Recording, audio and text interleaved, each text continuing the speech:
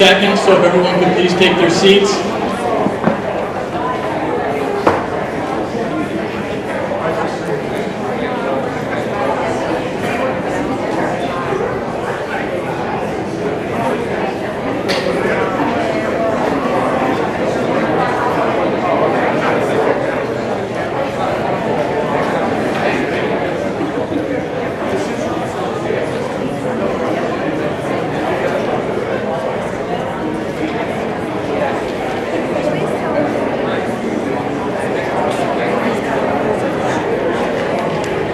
Good evening, everybody.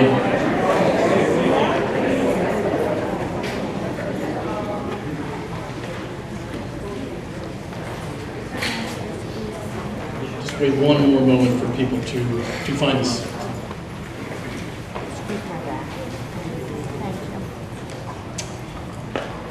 So, infrastructure is rather important. As a matter of fact, it's more than important, it's vital. It's vital to our nation's interest. We want to make sure that we have roads, bridges, schools, and rails that are safe and that enable us to conduct our daily lives. It's something that we need to pay more attention to on the national and state level. A few weeks ago, you probably saw on the news that Amtrak is going to be investing in new high-speed rail cars. And they're nice and shiny, and they're going to get us from Washington, D.C. to New York City in significantly less time than they currently do. They're going to run every 30 minutes. And that's fantastic. However, if Amtrak doesn't address the underlying infrastructure issues with their rail system, there's still going to be bottlenecks on that Northeast corridor. So even though they're having brand new trains, shiny, fast trains, they're not going to be able to accomplish what they need to accomplish because there's still an underlying problem. Now let's turn to Cheltenham Township.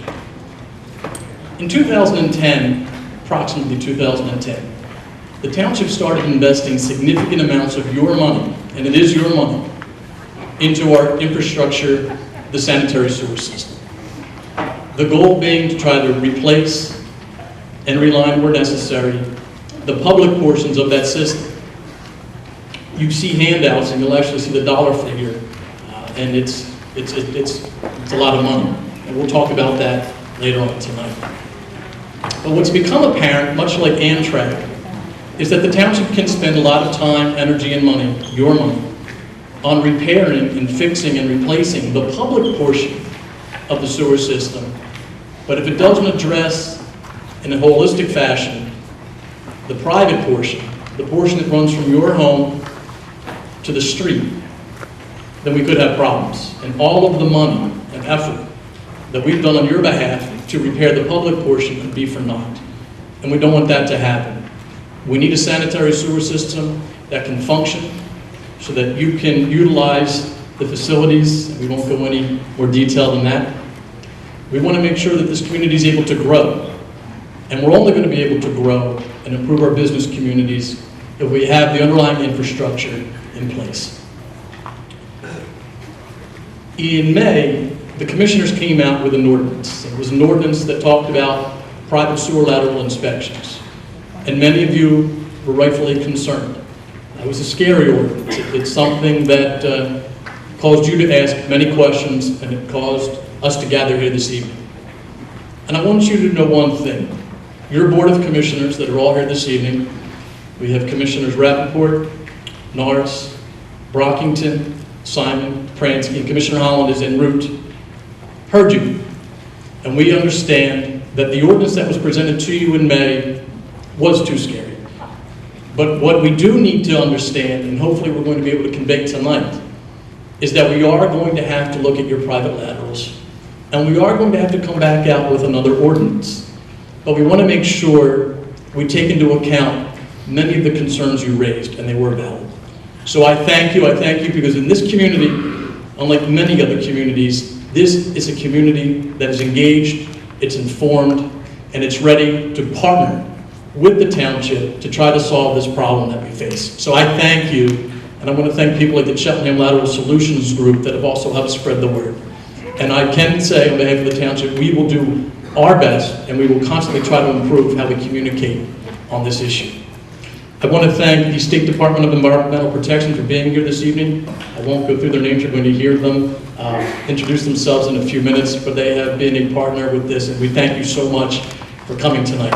I also want to thank State Representative Steve McCarter and State Senator Art Haywood for their efforts on their behalf to help the township through this situation. And again, I thank you for coming this evening. I would just briefly ask, we are going to have presentations.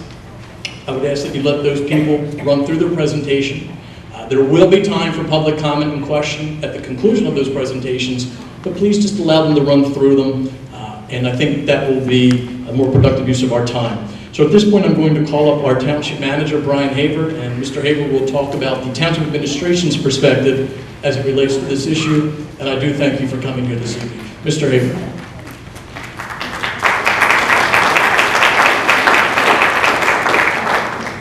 Thank you, Commissioner Sharkey. Good evening, my name is Brian Haver. I'm the Township Manager.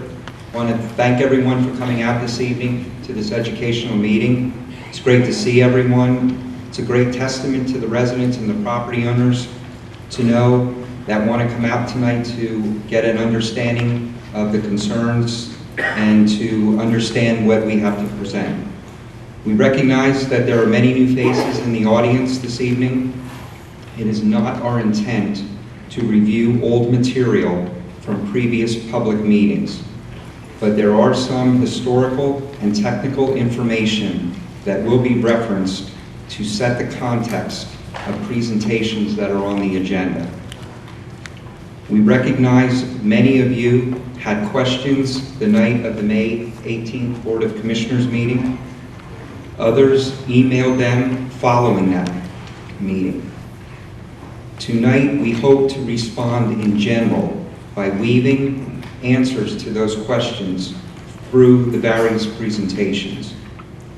Some background will be very similar to you, that you will hear, but we need to share that information with others that are not familiar with our history. The township has an aging sewer system. It contains 120 miles of 8-inch to 33-inch diameter pipes, which convey sewage to Philadelphia for treatment. Our system is over 90 years old. It is made of vitrified clay pipe and brick manholes in some areas. It is in need of repair. The township has been under several consent orders, those being 2009 and 2010. Which can be attributed to significant weather events. The township has been working on operation and maintenance issues before and during the consent orders. Under those consent orders, there have been much work completed over the past 15 years, mainly consisting of televising, grouting, repairing, replacement, and relining within the main interceptor A, which runs parallel to the Tookany Creek, almost the entire length of the township. All of the work was completed within the public right-of-way areas or within areas acquired by access easements. To date, Cheltenham Township has invested over $17.9 million. This includes planning, engineering, and construction. We have borrowed another $7.5 million for future work. However, improvements to the public portion of our sewers is not the only solution. The corrective action plan and other sewer facilities planning documents identifies the need to inspect private laterals. And if there are defects found, we need to determine ways to address those and to correct them.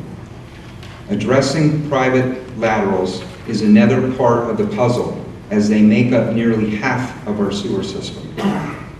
Currently, the township's code provides 3 sections that provide for private laterals. Chapter 215 via the International Property Maintenance Code, Chapter 238.14.1, where it defines property owners are responsible for making repairs within 30 days when certain defects are identified, and Chapter 211.2 prohibits sump pumps, roof water, and surface water into sanitary sewer and permits the township to inspect the same. DEP, the township staff, and the township solicitor's office believes that we need a comprehensive ordinance that brings all of these regulations together under one ordinance to provide further clarification of the responsibilities. A broader ordinance will give the township more oversight of the repairs for a long-term sustainability of the sewer system. That was the intent of the draft that was introduced this past spring when it was presented at the May 18th meeting of the Board of Commissioners. Yes, that ordinance was written in a rigid fashion, and yes, it was developed by reviewing sample ordinances from other communities. However, based on the input we heard within days following that meeting, we ended up tabling the public hearing. We are still working out the few details in that draft, and but we are not going to address the release of a new draft this evening. That will be the topic of a future meeting later this fall. We hope to make available a new draft for the public to review as early as November for presentation and follow-up at a community meeting. You will hear more about that later this evening under the next steps discussion. As far as tonight, our presentation will focus on what the township has been doing and where we need to go over the next 8 years under our revised corrective action plan.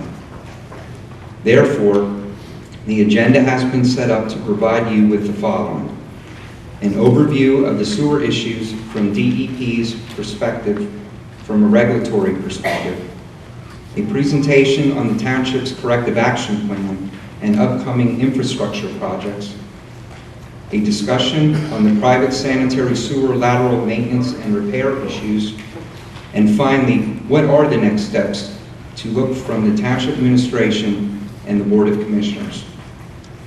For those of you that believe we have not addressed your questions, there will be a period at the end of the presentation for public comment. Hopefully this has helped set a tone and context for this evening's meeting. And at this point, I will turn the presentation over to Jennifer Fields from DEP.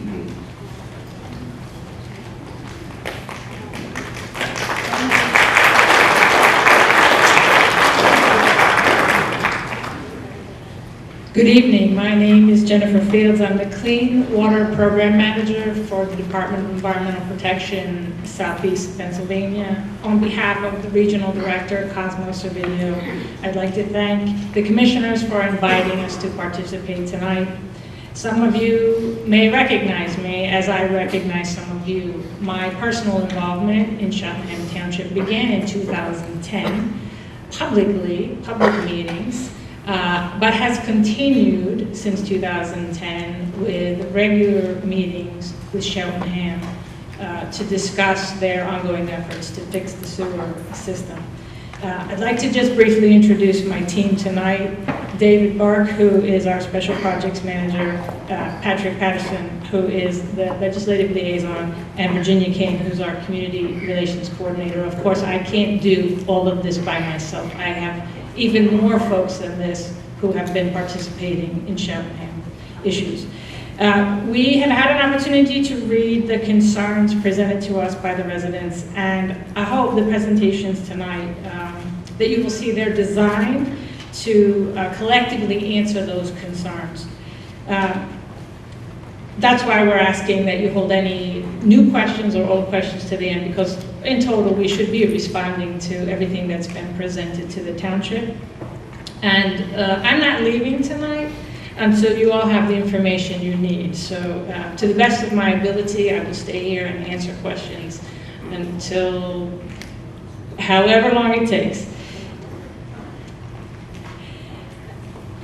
Cheltenham is one of several communities that that sends flow to the city of Philadelphia. They receive flow from tributary municipalities and it flows through Cheltenham and heads to the city of Philadelphia. This is important because one of the driving forces behind the sewer rehabilitation plan is an agreement between Cheltenham and the city of Philadelphia for sewage conveyance and treatment. It's not the only township. There are plenty of border townships that send their sewage to Philadelphia. They have very large treatment plants. Philadelphia's driving force to have an agreement with Cheltenham, of course, is their own compliance with state and federal regulations. Zooming into Cheltenham, there's a meter at the bottom of that green shaded area that counts all the flow that comes from the green shaded area, which covers Jenkintown, part of Abington, and most of Cheltenham. There are also meters, those little circles are other meters, permanent meters throughout the system that are measuring every gallon that crosses a border from one township to another. And there's also plenty of other meters that I'll call temporary. They're designed to assess different areas in the sewer system.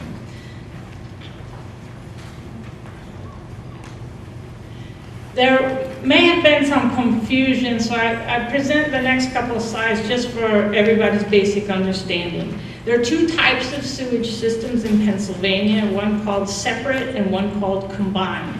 Cheltenham's system is separate, meaning that there are two sets of pipes in the roads. One is designed purposely to carry stormwater, and one set is designed purposely to carry sewage. And they're completely separate. They're intended to be separate. There should not be any cross-connection between the two. In a combined system, there's only one set of pipes, very large pipes in the street, and all the stormwater and the sewage get carried in that one single pipe. But here, they're intended to be separate. You can also see in the image, the house has a sump pump in the basement that discharges to the ground surface and roof leaders that discharge to the ground surface. In a separate sewer system like Cheltenham's, those two water inputs should not be going into the sanitary sewer system. We're going to talk about sanitary sewer overflows. That was an event that began my participation in Cheltenham. When a sewer pipe, which is intended to flow by gravity, gets too full, too much water gets input into the pipe, it fills completely and then begins to pressurize. When it pressurizes, that water will come out wherever it can, in a manhole, in a basement, and it causes this environmental pollution. This is probably a medium or moderate sanitary sewer overflow. If it's pressurized enough, it can blow that 150-pound lid off of the sewer and send it 100 feet downstream. We've seen that.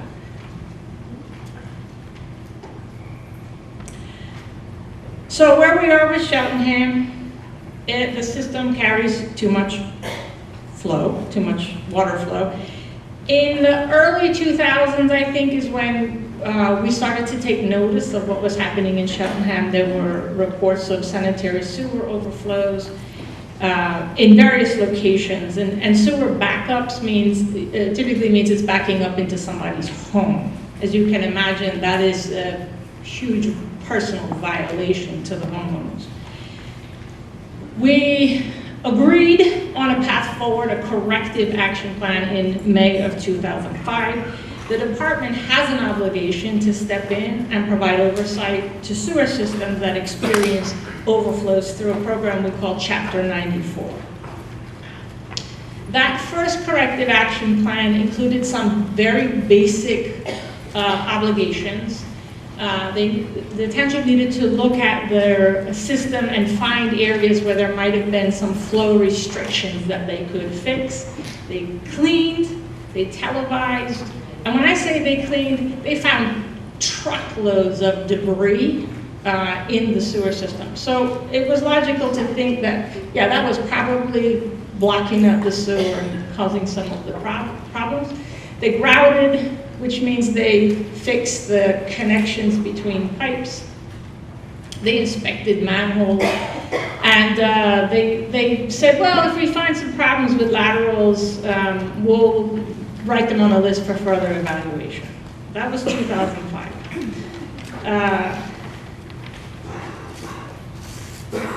And from 2005 to today, new connections have been limited with our oversight. That's just to make sure that we don't exacerbate the problem in the sewer.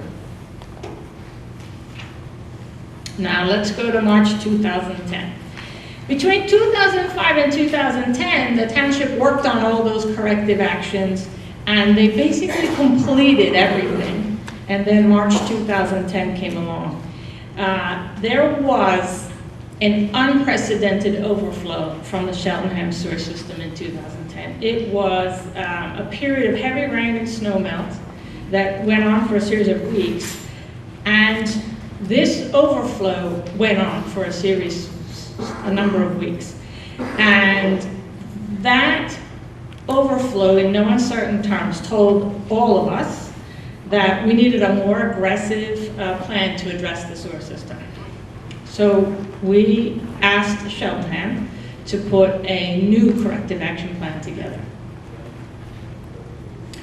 Between 2010 and 2012, we worked with Cheltenham to build a better, more aggressive corrective action plan. That plan required some major repairs to the Wyncote interceptor. The Wyncote interceptor is a large pipe that runs most of the length of the Wyncote Creek.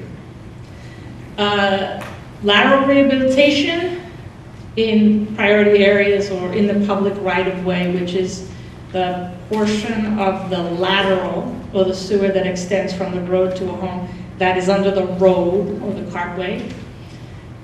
The township agreed to develop and adopt a new ordinance for the inspection and rehabilitation of private laterals.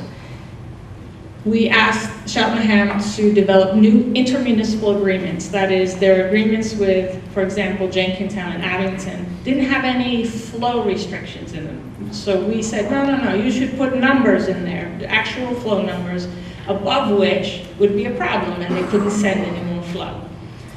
So Abington and Jenkintown also, by association, are participating in corrective action because they now have these agreements in place that control their inputs to the system. And as an interim measure, short-term measure, the bypass was installed to prevent overflows from occurring in the system while we implemented corrective action. The green line is the portion of the Wyncote interceptor which has been relined to date. And the red is a portion of the sewer that is scheduled for repair, replacement, that is waiting on some permits. And as soon as those permits get released, it's my understanding that that work will be done. The way DEP oversight of a sewer system in terms of new connections, the way that comes about is when a municipality makes progress in repairing its system and reducing the flows, that restores capacity to the sewer line, capacity that was taken away by extraneous flow like groundwater and rainwater. And then that restoration of capacity is now available for a new project. But we manage it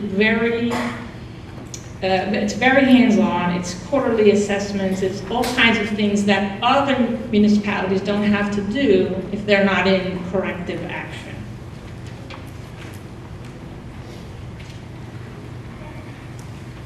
We are now having another conversation about updating the corrective action plan. Since 2012, a lot has happened. One of the things that's happened is there is a new agreement with the City of Philadelphia. It probably needs to be revisited again, but that contract has requirements in it for Cheltenham to consider in its corrective action plan.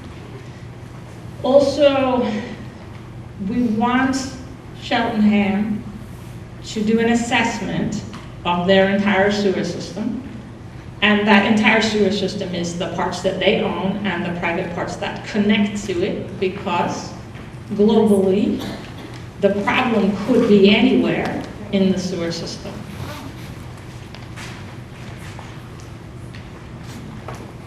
And you can see, we're going to talk tonight in different presentations about the private service laterals and what has to happen there.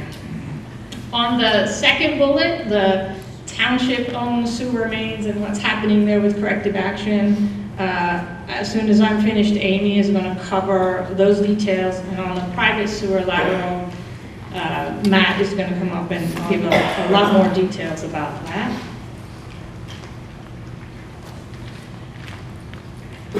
Well, so how much is your private lateral contributing to the problem? Well, we haven't done the assessment, so nobody can actually answer that question.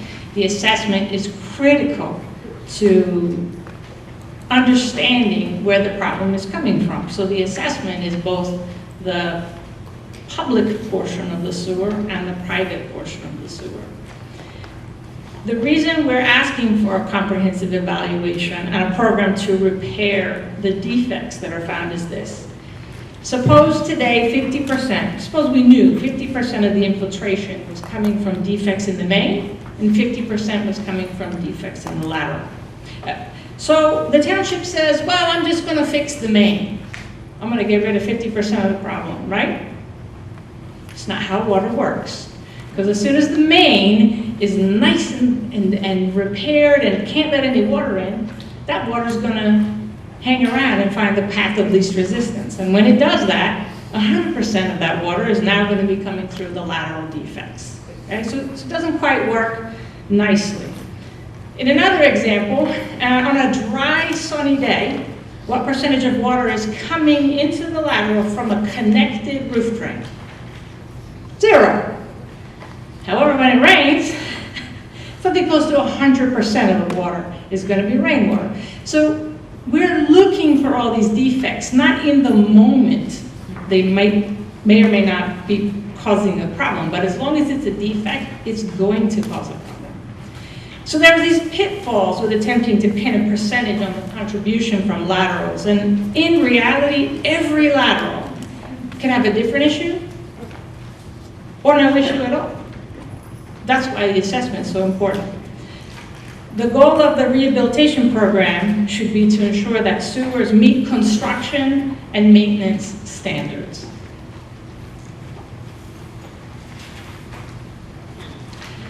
We know from our own experience with other townships that these service laterals, these private laterals, are potential sources of extraneous flow, stormwater and groundwater.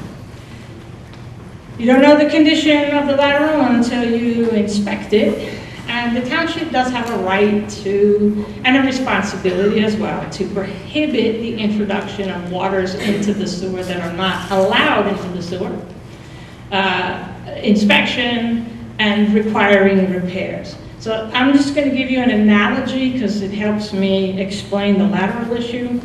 In many towns, the sidewalk in front of your home is your private property, and you're required to maintain it, usually by some kind of ordinance, so that it is available to the public.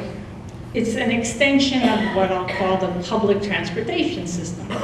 And a lot of townships have ordinances, and they'll give you a citation if your sidewalk is not properly constructed or it's failing in some way.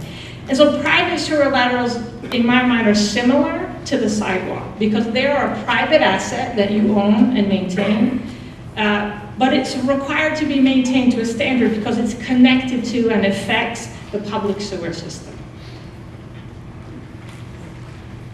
By the way, both my son and I, separately, bought houses in Plymouth Township, not far from here, in the last 2 years. They have a U&O requirement for 2 things: sidewalk inspection, sewer lateral inspection.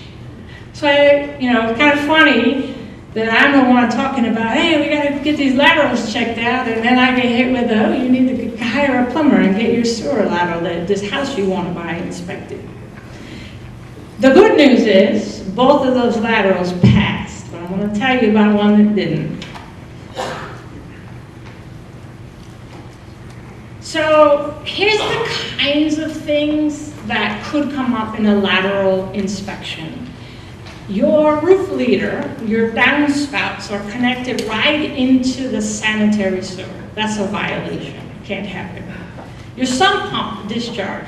Maybe it goes right into the sewer, maybe it goes into the laundry tub drain, which then goes into the sewer. This is also illegal. Cracked sewer pipes underground, pipe sections that are disconnected at the joints, root intrusion, which means there has to be a crack or a break for it to come in. We saw a whole development of what we call hammer installation. So at some point back, in the 50s maybe, they just took a hammer and beat a hole in the main in the street and stuck the pipe in. No connection, no nothing. Hammer installation, yeah. Or vents or cleanouts in your yard that sort of drain the whole yard. So you don't get water in your yard. But those things are all problems with the private laterals.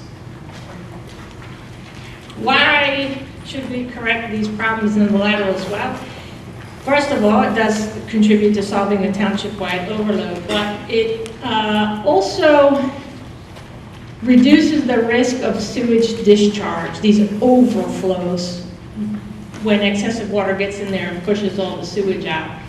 And probably most importantly to you personally, is that it reduces the risk of a total lateral failure, which means that your sewage will no longer leave your house. It'll back up and remain in your house because it can't get out defective lateral. I think this is probably the most important piece to most of you, and that is what are the factors that affect the cost of a service lateral repair or replacement.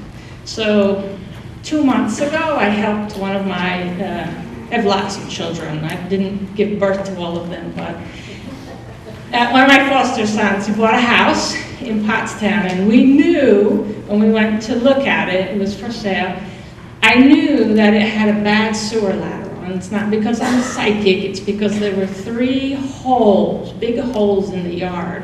And when I looked down in the hole, I could see the bottom portion of terracotta pipe. No top, no nothing. But clearly somebody couldn't get sewage out of this house, so they dug holes and the sewage would pile up. And I said, why did they turn the water on? He turned the water on in the house, and a couple minutes later I saw water trickle, but it stopped. I didn't go any further. And I thought, well, this is going to be fun. We're going to buy a house that needs a sewer lateral on day 1. So I start calling plumbers. This is what you do. I need an estimate. Okay, can you come out, look at my sewer line? These are the things that affected the cost. And when I tell you the discrepancy was huge, it was huge. So you really need to get some cost estimates. That's what I learned. I thought I could just trust the first plumber that came along. The length of sewer pipe, is it 10 feet or 100 feet? It matters. Cost of the pipe, digging the trench, excavation. The depth, we got lucky. It was only 3 feet deep, but it was 100 feet long. It was pretty good looking sewer. The obstacles. So we had a tree trunk about that big around, sitting right on top of the sewer lateral. And I said, he came out, this one plumber, he's like, yeah, it's pretty straight shot. He said, but that tree trunk, that's gonna cost you extra. I don't know who planted a tree on top of the sewer line and then let it grow so big, but it's not a good idea. Because actually what happened, what he discovered when he excavated the tree trunk, was that the sewer line from the house and the sewer line from the main was in the alley. So from the alley up, there was a clean out in the middle there, and that tree trunk shifted the sewer because it's, a root is going to win against the pipe in the ground. And it shifted, and that's why it clogged and never worked properly. But the obstacles you will pay for are things like the bushes in the way that they have to excavate if you want them put back, the trees Hardscape, is your driveway right over your sewer lateral? Well, they're gonna have to dig through the driveway. Sidewalks, things like that, your patio, is it built over top of the sewer lateral? Other underground utilities, right? So we went out to Township to watch a sewer lateral replacement. Was some really bad, poor material used in the construction. But the guy, they had this big, digging machine out there, and I thought, that's great, but he wasn't using it. He was in there with his shovel. And I thought, hey, why don't you use the excavator that you have? He said, well, because there's a gas line right here. You can't dig with an excavator. So he showed me, because it's a special color, and he's digging around it very carefully. So if you have other utilities there, that's going to add to the cost because it has to be hand dug. The other thing about that is, at least at this one house that we were observing, they ran the water line in the same trench as the sewer line. So in order to get to the sewer line, they had to completely destroy the water line. So they had to replace both. So that could be an additional expense that maybe you weren't expecting when you were getting your sewer lateral replaced. And finally, the contractor. I will tell you about my 3 bids. The first bid, the guy said, yep, $3,000, but I won't do the work. I said, why not? He said, well, that part of town's a little sketchy. Somebody got shot there last week, and I'm not interested. He was right, somebody got shot. Second guy came in and said, yep, I'm not gonna dig it up. I'm gonna do a lining. And that was $9,600. Third guy came in and said, I'm going to excavate because I don't have lining equipment and I think it needs to be excavated. And that's going to be $4,000 and $500 to remove the tree trunk. So I went with that last guy. I thought $4,500 was a pretty good price, middle of the range. And when he got done, what he told, because I told him about the other 2 bids, and when I got done, he said, you could never have lined it in this case because of the shifting of the pipe. It wouldn't have worked. So we got a little bit lucky, I suppose, but it still cost a small fortune to get that taken care of. But the point of this exercise is that everybody's lateral is going to be different. Your situation is going to be different. The problems with it, if they exist, are going to be different. The repair of it is going to be different. One last thing, in terms of the contractor, what the township is doing is they're coming through certain areas that they've prioritized, but at the end of 8 years, every area will be assessed. In Township, they had one very specific area, a development of maybe 200 homes that were problematic. And what happened was, since they did everything in sequence, neighbors knew about the same time that their sewer needed to be replaced. And so they worked with the same plumber, and that brought the price down because he only had to deliver the equipment one time, and you got a big truckload full of gravel for the trench, things like that. It really impacted the cost. So it's a similar procedure here. They're going to do section by section. There will likely be some benefit in grouping together. So that's the end of my presentation. I would like to turn it over to Amy Montgomery, the township engineer, who's going to talk about the corrective action plan that's in place.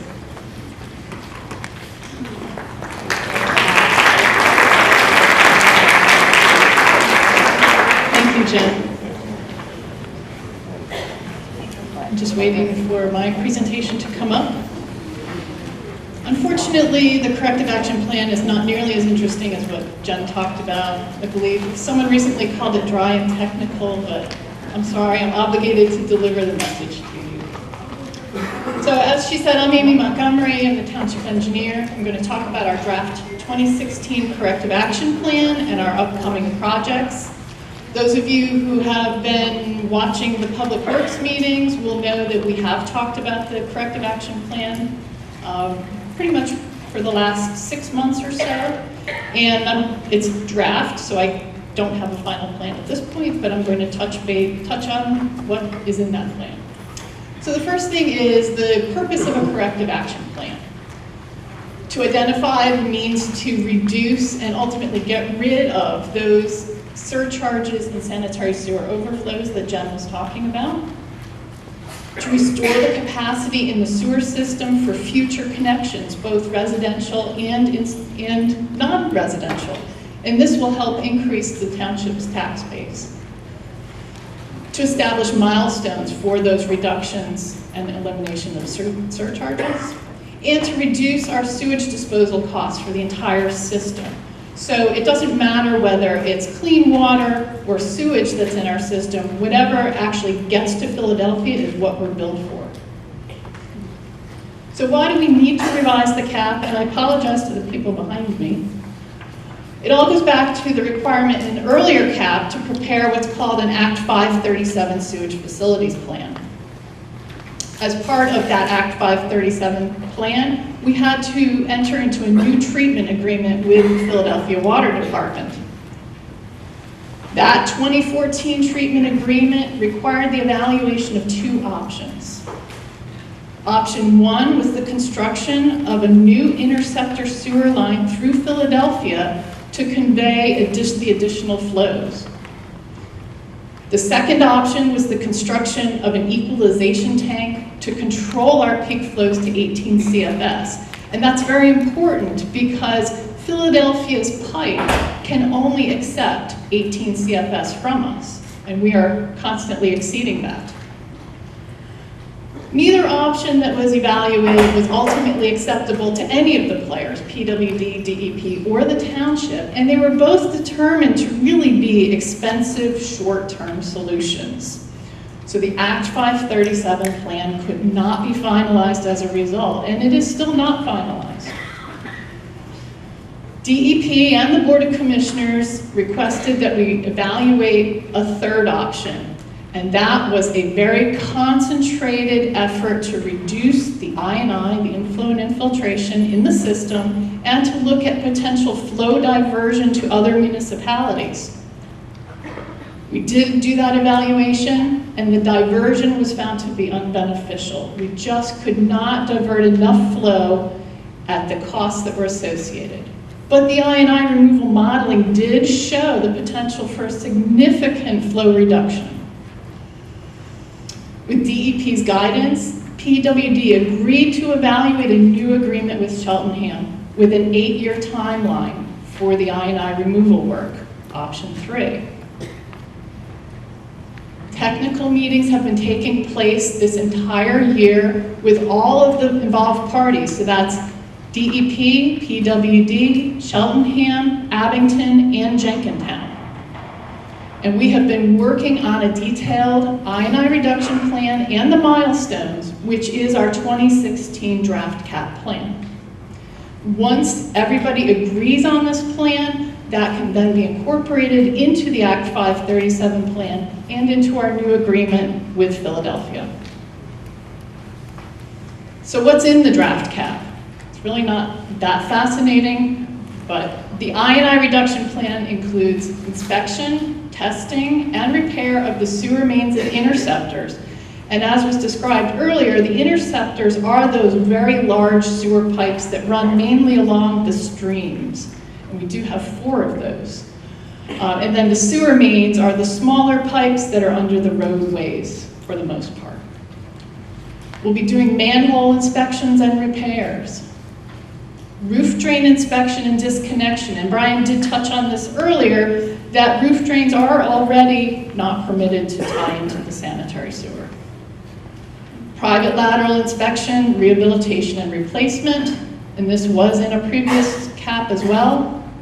And the sump pump inspection and disconnection. And again, as Brian had indicated, we've already done those inspections, and most of those sump pumps, I hope, have been removed from the sanitary sewer connections. We'll be doing ongoing flow monitoring, metering, assessment, and data evaluation. This is really, really important because this is the way we are going to know and to be able to prove that we are actually making an impact on the reduction of the I&I and the flows in our sewer system. And this is something that DEP and PWD are going to be looking for from us. It also contains a project schedule and a yearly work plan for 8 years. And it's important to know that we're actually already in the 8 years. So this is one of the exhibits that's in the CAP that I thought might be interesting. This shows our regional meters and our rain gauges. And we do have 3 rain gauges in the township currently, and we have 19 regional meters. Some of those meters have been in one location for the past few years, and some of them are relocated from time to time depending on what it is we're looking for in terms of data. This is the sewer shed plan. The township is divided into 9 sewer sheds or 9 service areas. And we have Glenside, Wyncote, Cheltenham Hills, Elkins Park, Cheltenham Village, Melrose Park, Lamont, Cedarbrook, and Lavrock. We also have a project schedule, and I know you can't read that, but what I wanted you to see is that we have the projects broken down by task, and we have this bar chart that shows when the project is anticipated to start, when the project is underway, and when we expect to finish the project. Where is this available? This is not available, it's a draft. We also have a written yearly work plan. And in this yearly work plan, it outlines in detail what we're expecting we're going to be doing. And this is important to report to DEP and PWD to make sure that we're on track. So what does the CAP work mean to property owners? For the next 8 years, the township is going to be undertaking intensive sanitary sewer repair projects. And as I said, we're already in that 8-year period. Part of these projects will involve using a small camera to look into both the township's collection system and, as far as we can, into the laterals, and that's residential, commercial, and institutional. It's all the laterals. And then using that camera, we can see the cracks, the joint separation, broken pipes, illegal connections, etc., essentially the defects that are causing the I&I to enter into the township sewer system. And again, we're looking in the township system, and we're looking as far as we can into the laterals. The township will also be installing a pipelining in the collection portion of the system that's going to extend a short way into the public portion of the lateral. And that's the joint that Jen was talking about when she was talking about those hammer installations. And that's a joint that quite often leaks. And we found good success when that project was done in Elkins Park previously in 2012. Property owners will receive a copy of the video inspection and a report on their private lateral inspection. So when will this work take place? This is going to be the entire township over the next 8 years. We will be assessing the entire township, and we will be doing the work where it's needed. We're not going to know what work needs to be done until we can get the camera into the pipe and see what's going on. Fine. 3 months later, same problem occurred. Called him up again. Same person came out. I said, "You were here the last time." He said, "Yeah, I was." I said, "You didn't do a very good job." He says, "No, I didn't." So this time, they ran a small little camera down. Roots were in there. They cut out a lot of roots, and I don't have a real long lateral. They had a 5-gallon bucket, and they filled up about the bottom third of it with roots that they pulled out of the lateral. So roots can be a big cause of blockages in your sewer system, and so far, I haven't had a problem with it yet. Why is it important to maintain your lateral? I just gave you a good example of one. Laterals, they're usually as old as the structure. Is that always? No, it's not. Sometimes homes are built and they go on with their sewage goes to a septic system or a sand mound, and then maybe 5, 10, 15, 20 years later a public sewer comes down, and then they run their lateral out to the sewer, so the lateral is much younger than the house. But usually they're as old as the structure they serve. Keeping your lateral in good working condition prevents sewage from backing up into your house. Nobody wants that to happen. We don't want it to happen. You don't want it to happen. Keeping your lateral in good working condition also keeps groundwater from entering the lateral, and you heard Jennifer talk a lot about why it's important to keep groundwater, rainwater out of the system. You also don't want sewage leaking from the pipe into the soil on your property. EPA suggests 40% of a system's I&I can be coming through private laterals. One of Jennifer's slides had estimates of 5% all the way up to 80%. And it's important to understand that that 40% is an average. It's just an average. Some could be more, some could be less, and we don't know what is happening right now in the Cheltenham system. That's why we're going to assess the problem like Amy was just talking about. How are we going to do that? Amy talked about a lot of defects. How are they looked at? How are they graded? How are they assessed? How do we look at these things? We're utilizing NASCO standards. What's NASCO? NASCO stands for the National Association of Sewer Maintenance Companies. Sewer Service Companies, sorry. It was established in 1976 with a mission to set standards for evaluating and repairing the infrastructure, basically your sewer system. In 2002, they developed the Pipeline Assessment Certification Program, and that actually set the standards. So now, if you use a NASCO certified contractor, whether it's in Cheltenham Township or it's in California, they're using the same set of standards to evaluate the system and to do the repair work. Grades, as you can see, is very complicated. It goes from 1 to 5. 5 being the most significant grade, 1 being a minor defect, and I have some slides here to show you what some of these defects look like. But basically it's 1 to 5 for structural defects. Here are some of the examples that we were just talking about. Right up in here, a little longitudinal crack, and what you see here is exactly the code that's used by NASCO that the contractors that are going to do the work in Cheltenham Township, we're going to require them to be NASCO certified. So that when we see these codes, we know what they mean, and we know that the contractor is NASCO certified. Some township personnel have taken the classes to become NASCO certified in the PACP, which is the Pipeline Assessment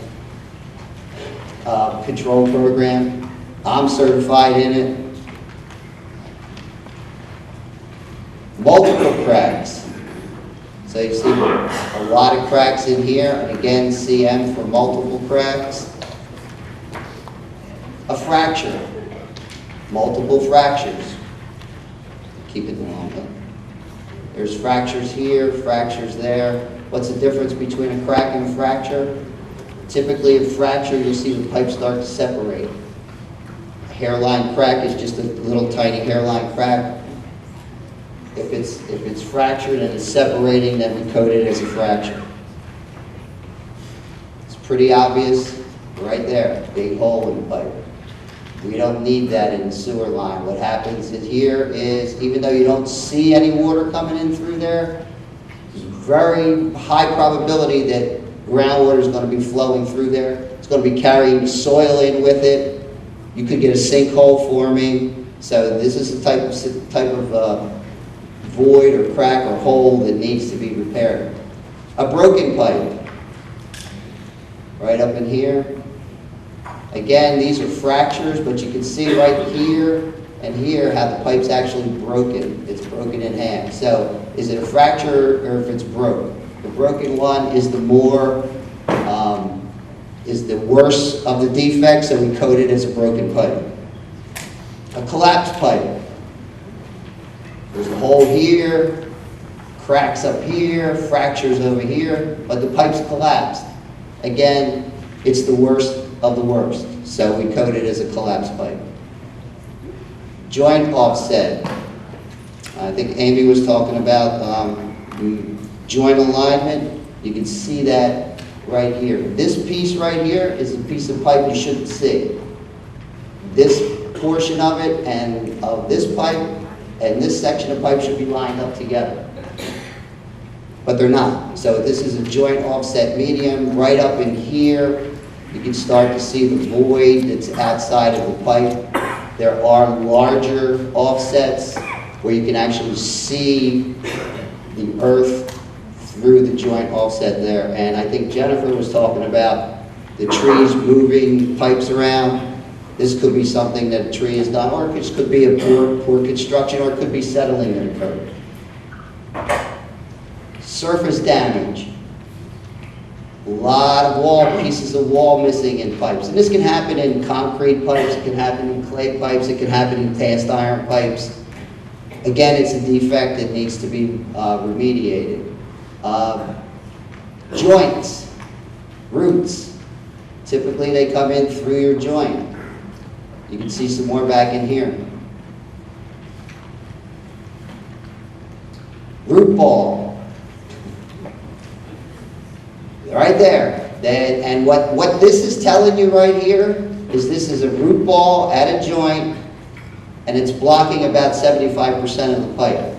How do they know that? Well, if you draw a line straight across the middle here, you can see the entire bottom is completely blocked, and if you draw a line straight up and down here, that's about half blocked, so it's about 75%. At 1 o'clock and 11 o'clock. So if you go to the old-fashioned clocks that we have, like this one right over here, and you're standing in the middle, this is 12 o'clock, 6 o'clock, 3 o'clock, 9 o'clock. So the joint problem starts right about 1 o'clock and it runs all the way around to about 11 o'clock. That's what that information right here is telling you. And this is the kind of coding that we're going to see on the inspection reports that we get from the contractor. This happens to be the codes for some of the cracks, fractures, broken pipes, and also the grade that we looked at earlier, the 1 through 5 grade. Again, it is the PACP and the LACP, which is the lateral portion, and it's important to understand that the same standards of inspection that are being used in the sewer mains are also going to be used in the laterals, or vice versa. So there might be different codes for laterals, but the same defect, the same type of grading system is going to apply whether it's in the lateral or whether it's in the sewer main. So what action should the property owner undertake before any sanitary sewer lateral inspection? Sell it.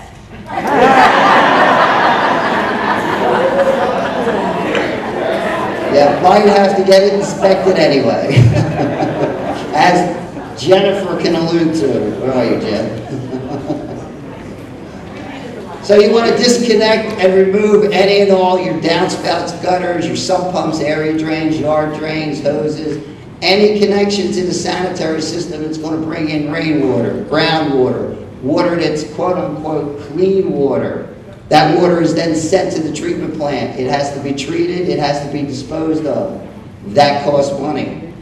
If I'm cleaning clean water, why am I doing that? And as Jennifer alluded to in her presentation, it takes up space in the sewer pipes that could be used for sanitary sewage instead of clean water. We're going to be looking for these types of connections that are going to be documented during the inspection process. Look into the use of rain gardens, rain barrels, and other disbursements of collected rainwater over your lawn. Replace any missing clean out and or vent caps on your property. If you've gone out, and sometimes you'll see a piece of pipe sticking up out of the ground, maybe about that far, has a little cap on it. That's a vent, a clean out. If the cap's missing, replace it. It's going to prevent water from draining back into the sewer system. Report any damaged or missing manhole covers on your property. Sometimes the sewers are not always in the street. especially if they're down by creeks or streams. They run along there, they may run behind your property. And if you're out there and there's manhole covers, you see a cracked one, you see one missing, let the township know, they'll come out and replace it. Right there, that guy. Avoid placing objects which are not water soluble in the sanitary sewer system. I think you all know that. Don't flush a doll or a teddy bear or something down the toilet. If you use those Clorox wipes, don't flush them down the toilet. I got yelled at by the guy who came out and snaked my pipe for flushing them down the toilet. They don't degrade. They'll get caught in your roots. I have one in that bucket that he brought out. And clearing, remember that clearing obstructions from the private sanitary lateral, which I found out is the responsibility of the homeowner. So what could property owners expect next from the township?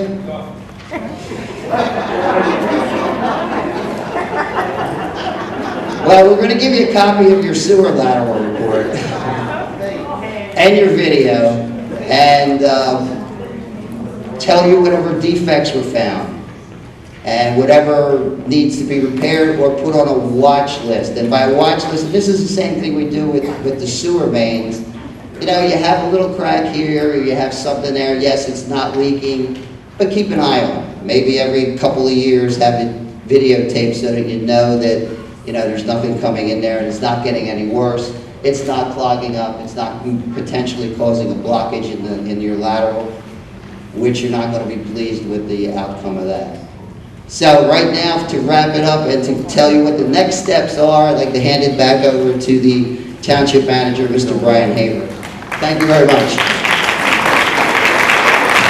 Thank you, Matt.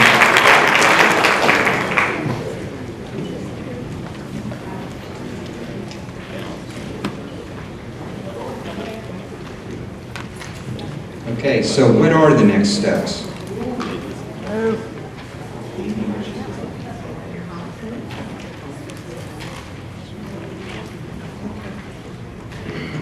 Okay, we're going to continue the assessment to identify the problems within the township sewer mains and private laterals. As was mentioned earlier, that is the intent over the next 8 years of the CAP, which is the Corrective Action Plan. All of the properties in the township will have been assessed.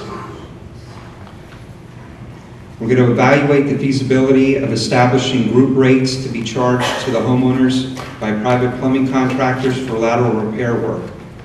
Right now, this is really, it can't be done until we start doing the assessment work within the various project areas. But the intent is, once we start doing that assessment work and we see what the results are, we can get the private contractors together, meet with the homeowners, have them look at what the assessment results are, and hopefully we'll be able to get a group rate for the repair work. We're going to consider waiving the permit fees for the lateral repair work. And just to give you an example, the permit fees are calculated based on a percentage of what the repair work is. And I had my lateral inspected. I had the tree roots taken care of this past summer, and I also had a clean out put in. That work cost me $1,900. The permit fee for that was, I believe it was around $59. So what we're talking about in this case, the $59 charge would be waived. We're going to request community banks to offer low interest loans or financing for homeowners undertaking the lateral repairs. And as a matter of fact, we've been working right now. We met, the Director of Fiscal Affairs and I have met with 4 of the community banks in the township.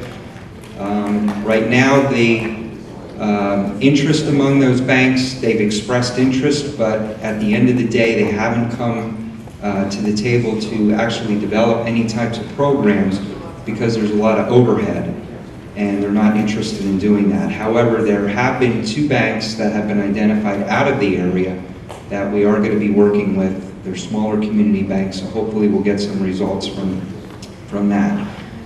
Another idea that we had was perhaps we can bring all of these lending institutions together once we start getting these assessments done in the various neighborhoods.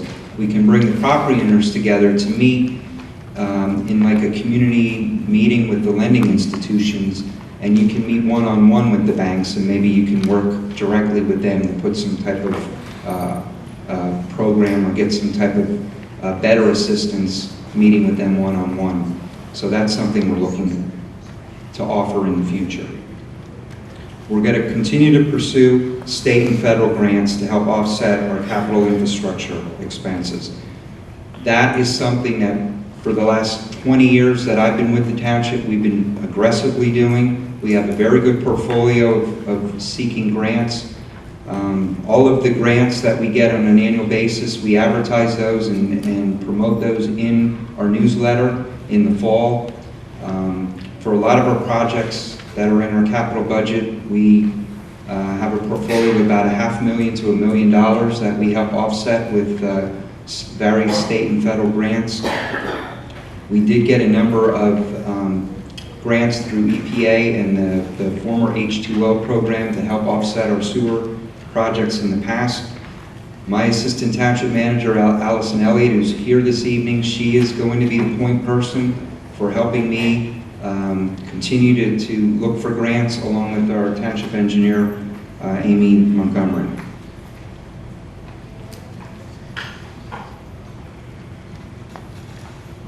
This next slide is basically to outline where we go with the revised lateral ordinance, which we're looking to unveil later this fall or winter. The revised ordinance we want to make as flexible and address many of the concerns that we heard from the residents to the best of our ability. Such things we're looking to include in that ordinance is what are the lateral repairs. We want to define that. We want to come up with flexible timeframes. When we first put that ordinance out, you saw we had 30 days was the time frame, then the needle moved to 90 days, the needle moved then to 180 days. The needle's still moving to different time frames, so we're still not there yet. We are discussing longer time frames for completing the repair work. We're talking about provisions for time extensions, provisions for pre-inspection repairs, possible requirements for point-of-sale inspections and repairs. So these are all things we're looking to roll into this revised lateral ordinance.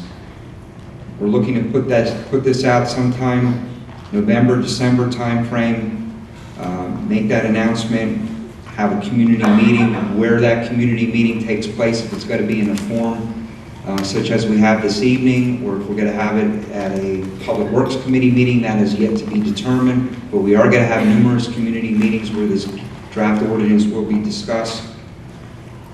Once we all are on the same page and content with that ordinance, then we'll schedule public hearings for adoption.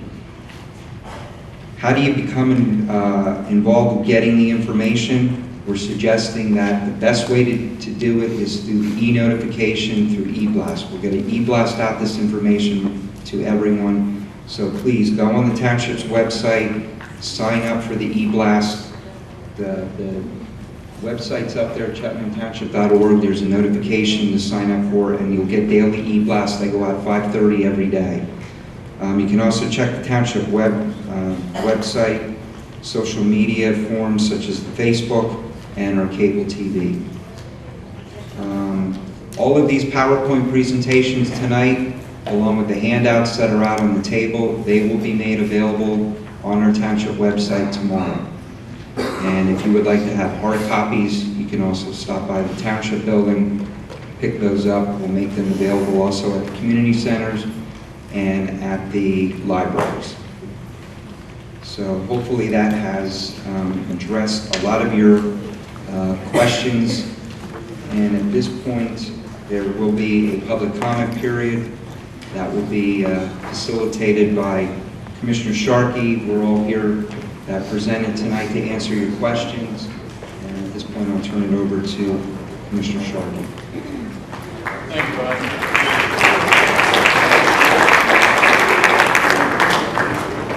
And again, before we get started, I just want to take the opportunity to thank the township staff and also DEP for being here this evening, but particularly the township staff. They will probably tell you that there's one issue that has generated significant questions, comments, and significant conversation from the commissioners as regard to this. And I'm trying to say that in a polite fashion. We're obviously very, very aware of this issue, and we want to make sure this is handled appropriately. And Brian and Amy have done a great job with Mike Fleming, Chris Kluwell. I think Mike Fleming's here, Hank's here. So I do want to thank them for that. They really are doing their best.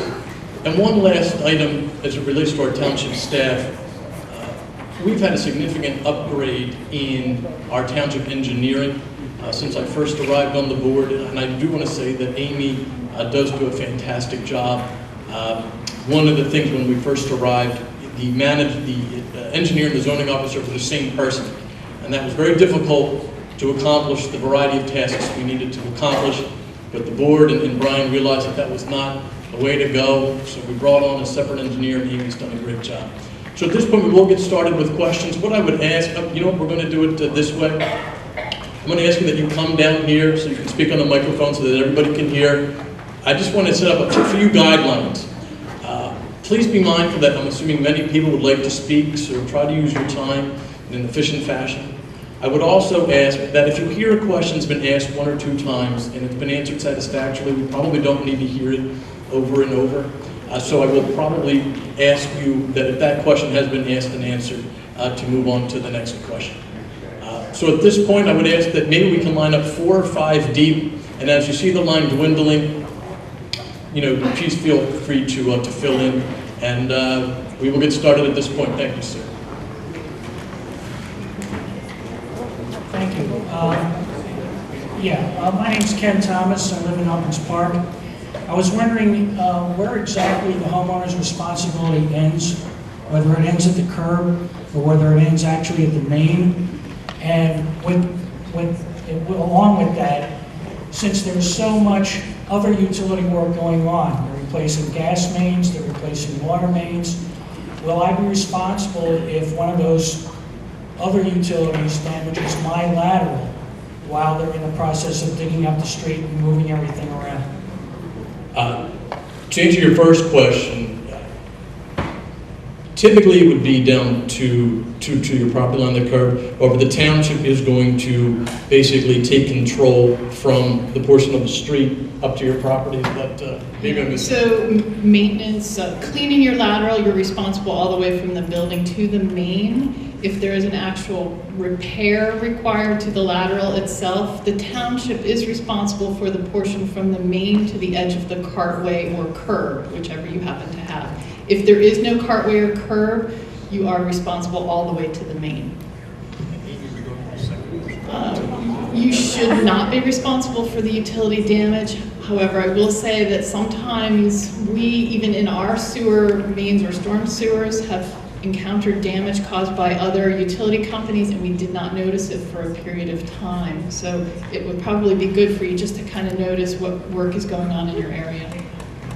Thank you. Next. Yes, Alan Shaw from Cheltenham Village. 2 questions. When this is all said and done, we're down 8 years from now. Will we have a metric to see what we saved, if we saved anything? Well, I think that the metric would be, as it was indicated earlier, there's a flow limit that has been set of 18 CFS, and we are monitoring constantly. Will we be able to see that? We're going to have to be reporting that.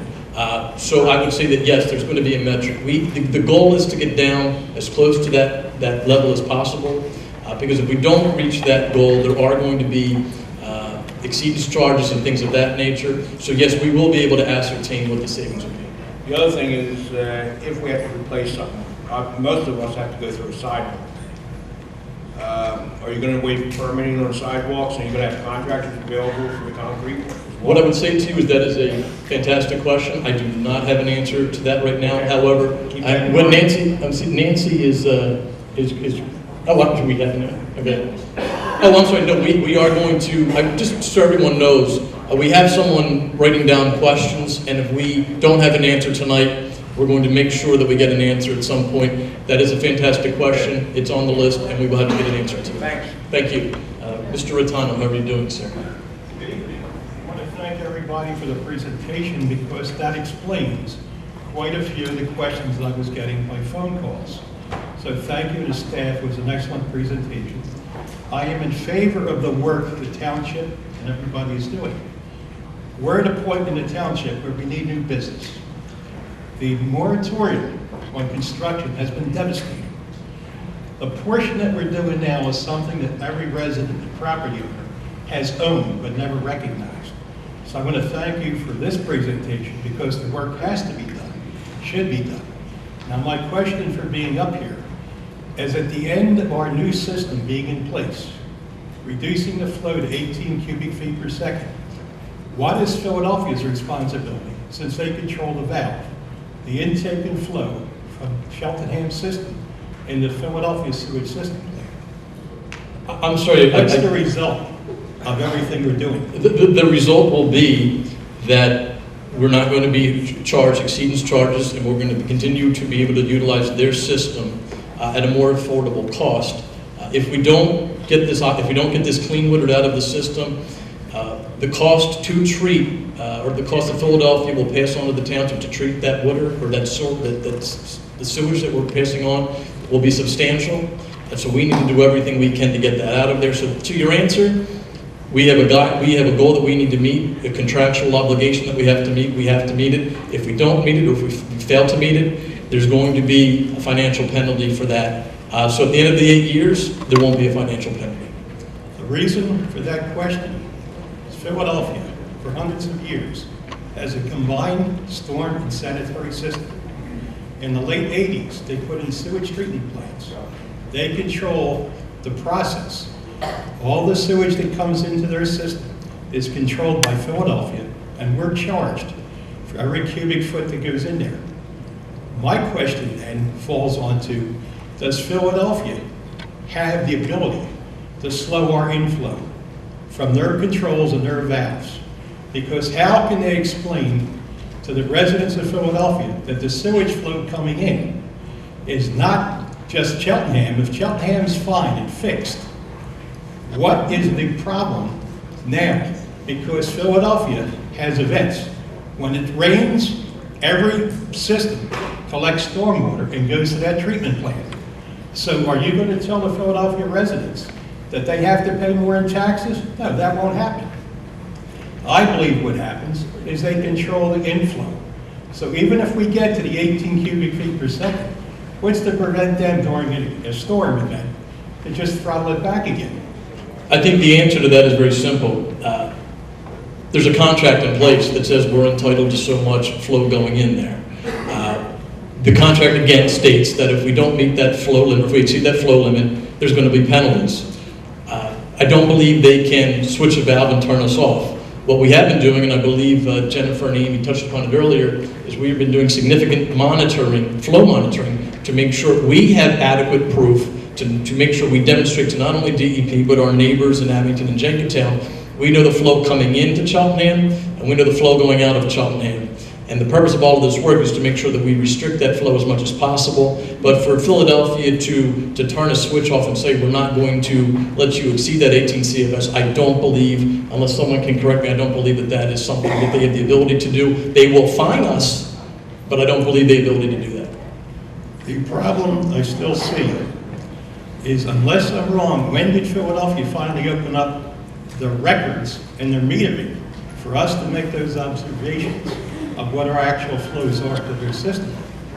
And if that metering is monitored, it should show inflows on a disc that we should be able to read. So Carmen, and I do thank you, and I do want to make sure we get to other people, but we have access to that information. As of when, 5 years ago? I will tell you that we have been meeting with the Philadelphia Water Department and DEP for many years at this point. You certainly were working for the township when these meetings started with PWD, and yes, we have access to that information, and the contract that says we have access to that information. And yes, sometimes I even like to beat up on PWD, but I will say they have been working with us. They've been working with us on extending the deadline that was fast approaching. They're hopefully going to give us this 8 years. They're allowing us to evaluate other options. So I would say for the most part, and I would say They have not charged us exceedance fees yet, so for the most part, they actually have been willing to work with us, and we have to thank them for that. So Carmen, I'm going to ask, this is it, and then I have to move on. My concern was from my work for a mechanical contractor that helped build those facilities, and they can control it. Good. Thank you, Carmen. Yes, please. Good evening, Shireen Kabani. I'm a realtor and a resident of Could you give us? Sorry. I'm a realtor and a resident of Elkins Park, and my concern is for the residents that are on a fixed income. On a fixed income. I know we're working with banks to have a reduced rate or lower interest rate, but what about those residents who don't qualify for the reduced rate and are on a fixed income and they just simply can't afford it? There's a number of foreclosures already. Foreclosures in Elkins Park and in Cheltenham as a whole are rising. So what are we going to do to help those residents who simply cannot afford it? I would say we certainly appreciate that, and it's an issue that I think is one of the reasons why it was very difficult for us to come to grips with what we have to do.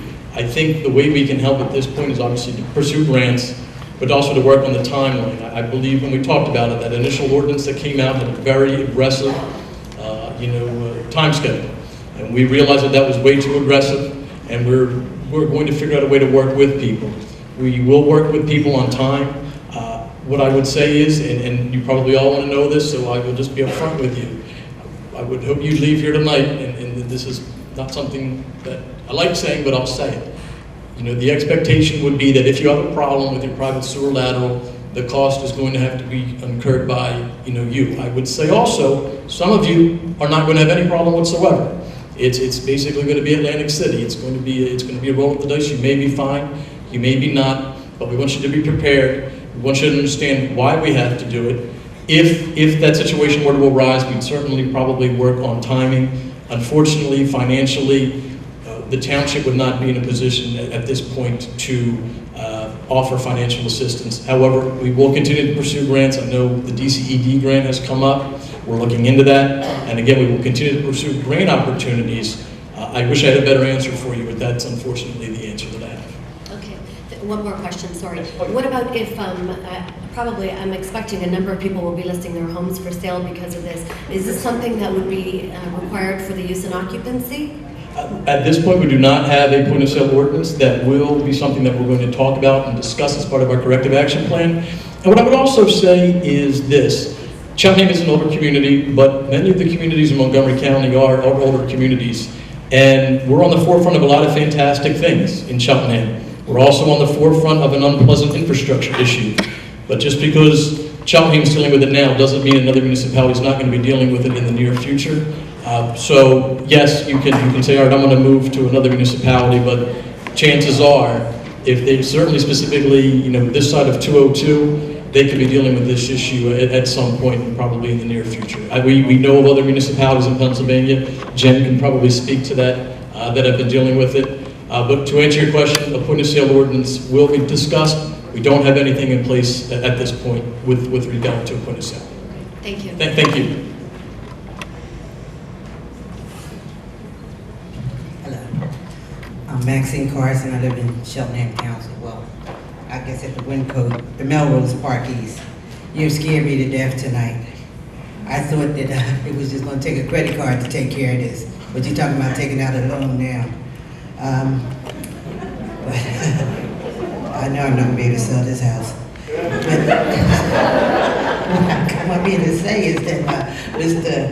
Haber had said that he had his pipes pre-inspected already and repaired. So if I go and have mine pre-inspected, would that pass this assessment? Oh, no, just to clarify, I believe what Brian was indicating, that one of the things the township's considering is for a pre-inspection and pre-repair before we were to get, so hypothetically, you love to say you live in Wyncote, and Wyncote is not... I live on Johns Road. So, okay, so we're not going to get to Johns Road for a period of time. One of the things we'll evaluate is, will you have the opportunity to go out on a preventive basis and inspect and repair? It's something that we're talking about, but we have not implemented anything of that nature just yet. So that's my question. If I do it now, well, I still got money on my credit card. Can I get this taken care of? And will I pass it? Is his inspection considered What I would suggest, and we will do our best to address that question within the next time we get in here, which will probably be within a month and a half, that if you're going to do this, make sure that that individual is certified based on the standard that we put up here. That would be very important, because likely they're going to know what is and what is not going to require a repair. I think it would be safe to say that if you're a 4 or a 5, you've got some issues, a 1 or a 2, probably you get to wait a little bit. But I would make sure if you're going to do that without us having to have something. What I'm saying is, suppose I get a clean report. That's what I'm saying. So. Oh, well, we're going to come by and again, I guess what I would say is this: you're asking an extremely valid and important question, and we really need to make sure we formulate a plan. And I believe the next time I get together to talk about the actual ordinance itself, that will likely be one of the main topics that we're going to need to address. So if you can wait the 30, 45 days, I think that would be wise. Well, I had a whole lot of other questions, but you did answer them fully with that presentation, which was.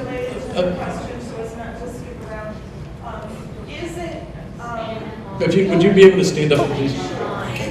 Actually, I think, you're going to, unfortunately, just so we make sure everybody has the opportunity, it's causing a little consternation that you're trying to jump in, so if you can just get in line. Yes, ma'am. Well, just one more thing. Could you, where it said that you would consider waiving the township permit fees, why not just change that to that you will? What I would say, because y'all have that authority. Can I make? Change the word, just say will right now, not consider. You saying because I am all powerful, it is waived. It is waived. It is waived. Thank you very much.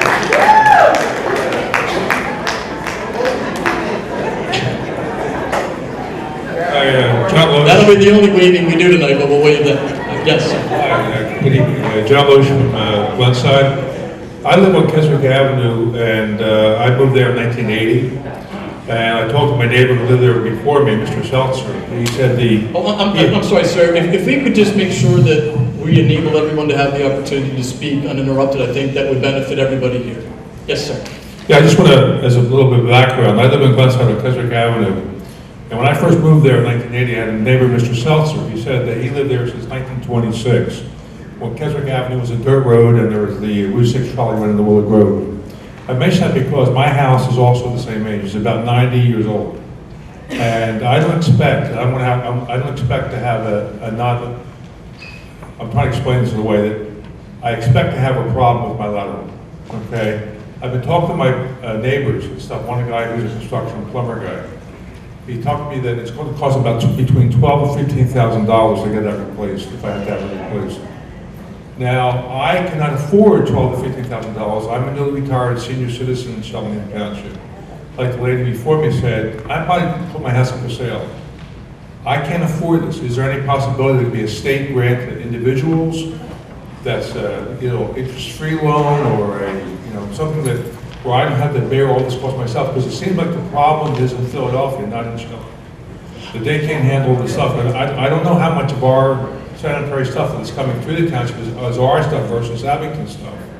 Because doesn't their stuff flow through Cheltenham to get to the city? A portion of Abington does flow through Cheltenham. But how much of it is ours versus how much of it is theirs? So we have contracts with Abington and Jenkintown, and they have limitations on their flow, and they are staying under their limitations. So the issue is in our system. Okay, so then in terms of paying for this repair, can I get some help with paying for the repair? Because I can't afford this $12,000 to $15,000 repair bill. So what I would suggest is, first, obviously we have to do the assessment first. When the time comes, we're obviously talking about doing, getting groups together to try to find plumbers that can do the work, at a rate. I would say that, as you heard Jennifer indicate, the price range could be all over the place, so it may not be that. So right now, I guess what I would say is we're making a lot of assumptions on what it's going to cost. But I unfortunately do have to go back to the first comment the comment I made a few minutes ago. I would love to be able to sit here tonight and say that we have the ability to pay for everyone's private sewer lateral. Unfortunately, that's just not the case. What we're going to do is, again, we're going to work on time frame to make sure it's not as painful as possible. We are obviously going to pursue grants. I mentioned the DCE grant and any other grants possible. We've already been in touch with our state senator and state representative about this, and the county commissioners. They're certainly aware of the issue. But until something like that comes to fruition, the message has to just be that it's something that you'll likely expect to have to incur if you have a problem. And until there's an assessment, we just don't know if you have that problem. Again, I want to go back to the point of that this is a regional problem, not just a Cheltenham problem. To me, that the state legislature should be involved with paying for this repair, because there's a lot of old communities in this area where we're in the West Bill. And the fact that you just want to dump some $12,000 bill on the property owner based on some measurements that somebody's taken somewhere is not to me fair.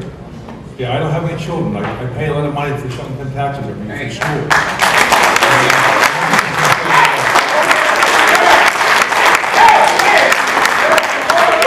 Thank you, sir. Mitch, how are you doing? Ms. Sigmund Felt, Carter Lane at Elkins Park. I have a few questions. One of the things that I was hoping we would hear tonight is the mitigation or prevention of some of those overflow events. Ms. Fields mentioned the overflow event in 2010, which was the trigger for the black snake to be installed. I've lived in the township since 1979.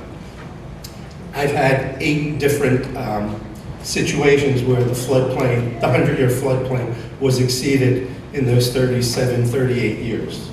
And in fact, unlike the anecdotes that we heard today, I had 2 sewage backups into my basement, one 18 inches, one 24 inches, was the trigger for me to get involved in a lot of the community oppositions to development of both 2nd and Ashburn and at the Ashburn Country Club property. So I guess my question is, these overflow events, which occur with some regularity, if it's every 5 years based on the time that I've been in the township, the lateral improvements in different homes that you're proposing is not going to focus on some of the bigger issues, the flooding at Tokenie Creek, the flooding throughout the township. So I'd like to know that those issues are being addressed while you're putting so much of this on the back of the property owners in the township.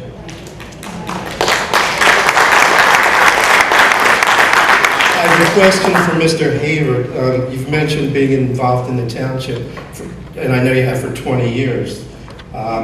In your PowerPoint, the next steps, the first and the last, involve global things, but everything else, again, in the back of the township residents. But my question to you is, there's a whole other discussion or proposal that's been in front of the community that you've brought up, and that's the RFQ. And I'm wondering why tonight, at a time when you have a whole bunch of people from the community available to listen to some of the proposals and some of the things that you're going to put in the RFQ, that wasn't included in your discussion. Because the fact is that that's a major part of what potentially could be either an economic or a fix to some of these problems, that you're looking to put it onto an outside party. And the fact that that wasn't brought up to me is a serious omission. I guess the last thing I'd say is many of us have experienced the surcharges and the overflow problems that have existed, not from our laterals being inadequate, but for the inadequate sewer capacity because of I&I in the township. And I think part of the obligation tonight should have been to make sure that those issues were addressed equally with what you think is the relief that needs to be done for the individual households. Thank you. I'll do my best to respond to Mr. Zingenfeld's questions. One, he's obviously right that the flooding issue does run parallel to this issue. For the past few years, the township has been working with the Army Corps of Engineers to address that. They are close to finalizing their report, which proposes 6 basins in Cheltenham along the Tokenie to mitigate flooding. Obviously, we are working with DEP on a flood control project in Glenside, so yes, it is on the minds of the township, and that has been a major topic of discussion in the township, and there's an active resident group, I see some of them here, that are anxiously awaiting that and are certainly going to hold the township's feet to the fire. Regarding the RFQ, that is certainly something that we are evaluating. It just happened. However, request for qualifications. A few weeks ago, the township did pass a resolution to evaluate alternatives for management and ownership of the system.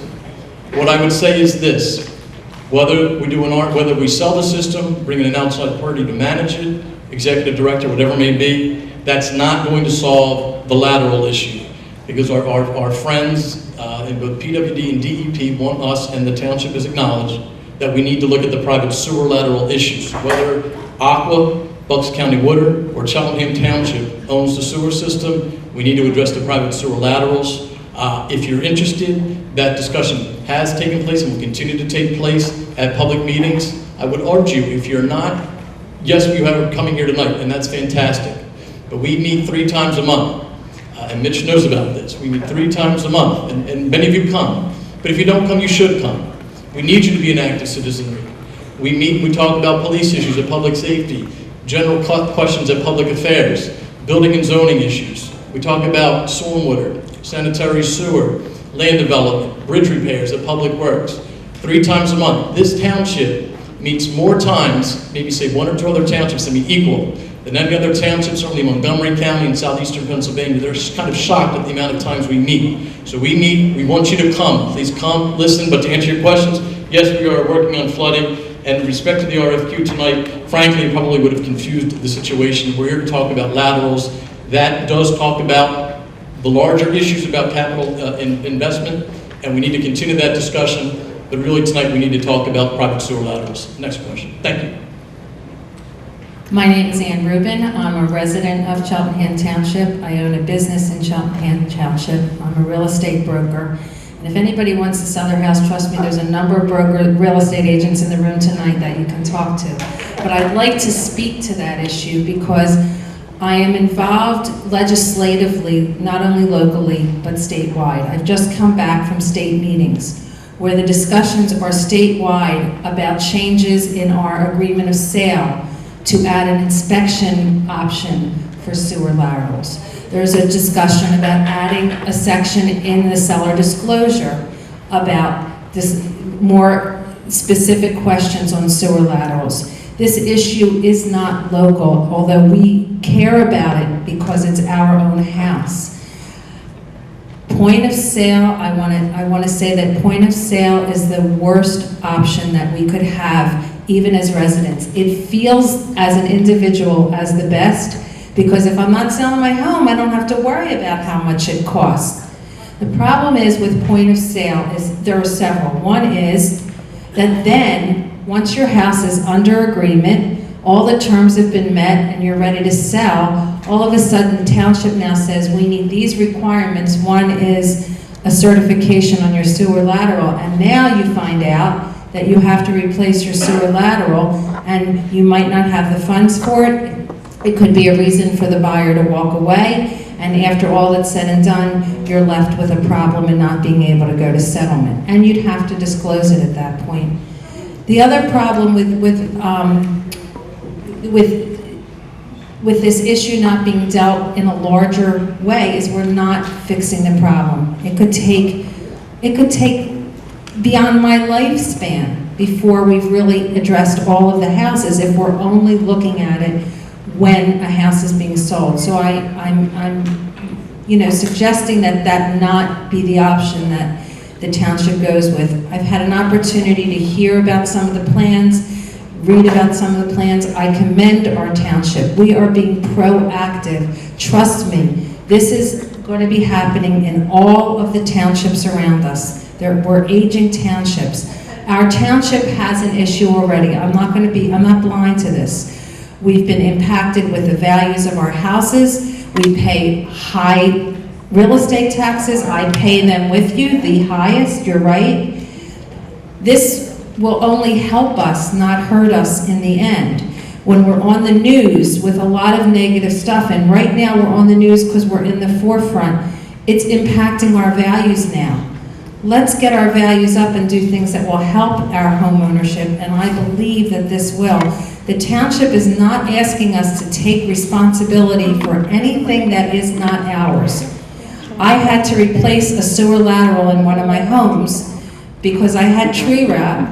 I couldn't go to the city. I couldn't ask anybody for help. It was my responsibility. They're not making us or asking us to do anything that isn't already our responsibility. You have a backup, they come and look at it. You have a cracked pipe in the lateral, whether this was here or not, you would be replacing it. So I just wanted to share that information of what I know, that this is statewide, and I commend you for being proactive, but please don't make it point of sale.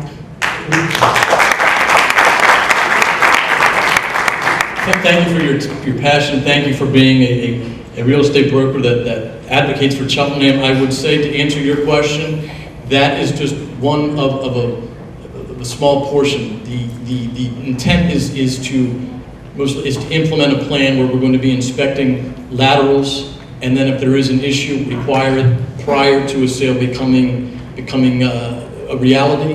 What I would say is that a point of sale likely will be part of that discussion, but we're not going to implement, what we're not going to do is just implement a point of sale ordinance to solve this problem. And I do thank you so much. Yes, sir.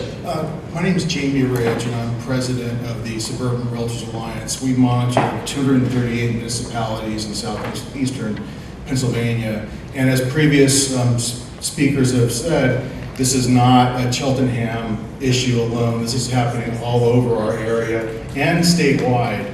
I wanted to ask a question. First of all, compliment to the presenters tonight, because I think it was outstanding, and I think we all learned a lot about the complexity of this issue. Number one, has the township looked into public financing options for replacing private sewer laterals? Because I know that there are several townships in the state that have used bond financing to replace private laterals. I also know that Representative McCarter is working on legislation, SB 289, that would allow public financing to be used for private laterals. It could be hopefully in the form of a special assessment, but it would be, more people carrying the weight for a public issue, public infrastructure that needs to be repaired. Well, first of all, I thank you for attending, and you're absolutely right. Steve McCarter and Art Haywood have been fantastic advocates for infrastructure funding. They know it's an important issue, so we thank them for that. What I would say is, until legislation passes the House, it's not something we can rely upon. We thank them for advocating for it. We hope that it comes to fruition, but until that's the case, we're not going to wait and see if that happens. In terms of bond funding, we are obviously incurring significant debt already to replace the public portion, and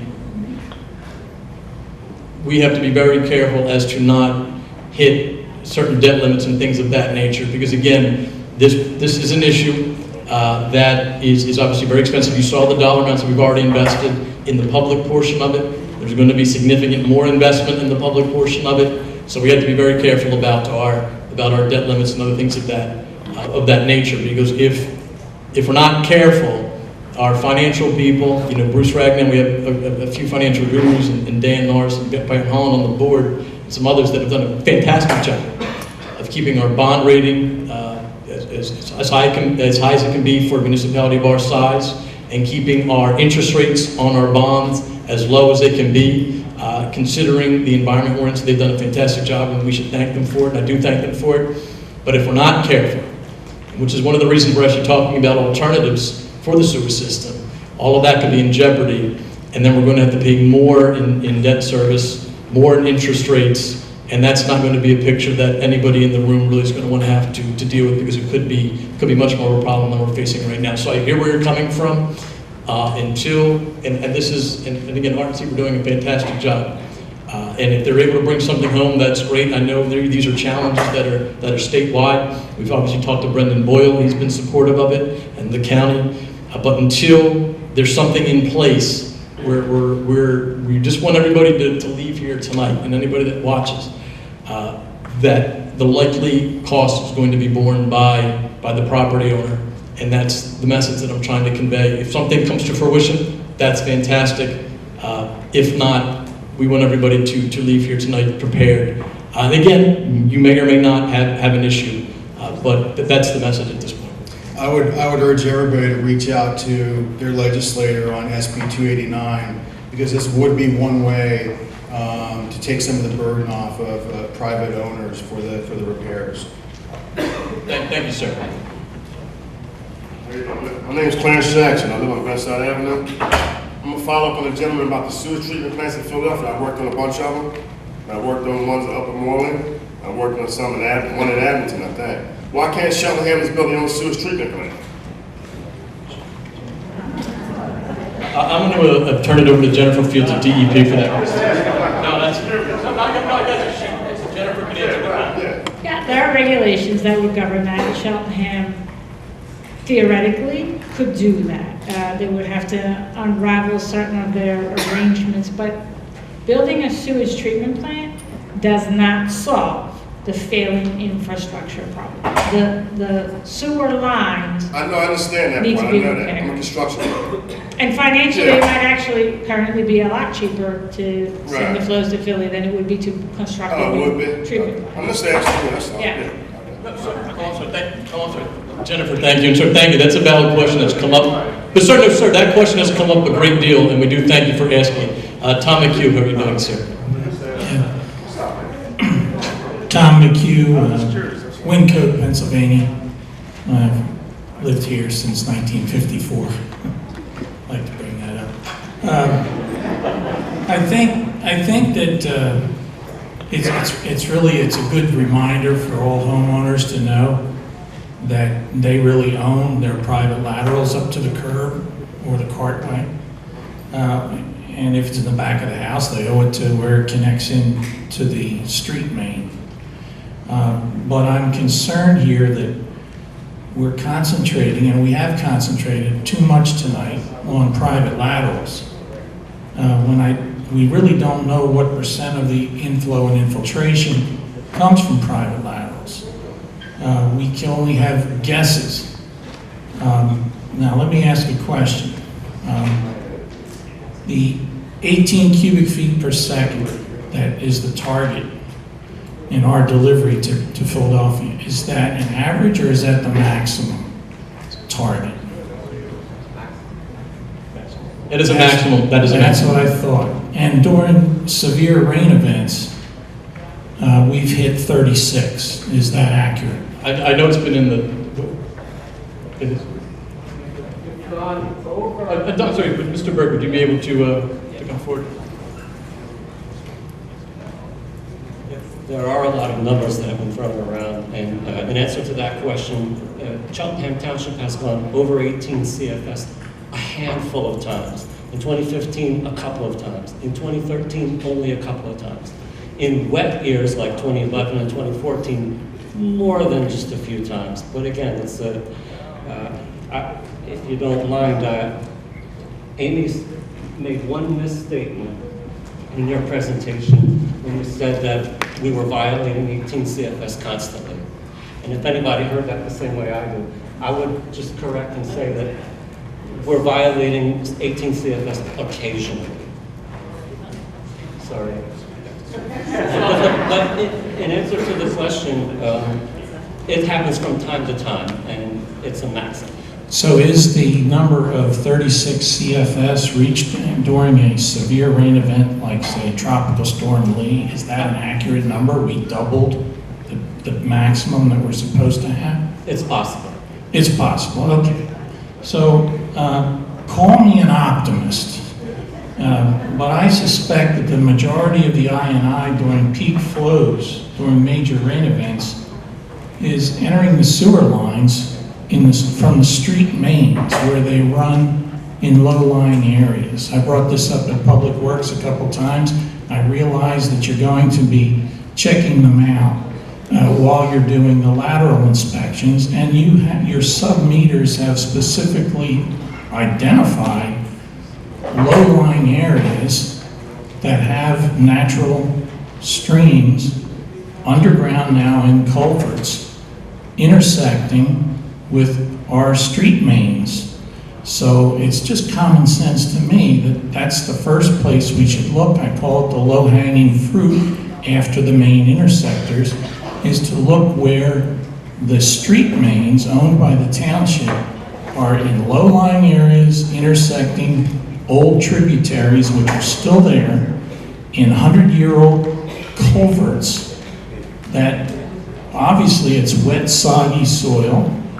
And we've identified that these peak flows are occurring during peak rain events. So it all kind of fits together.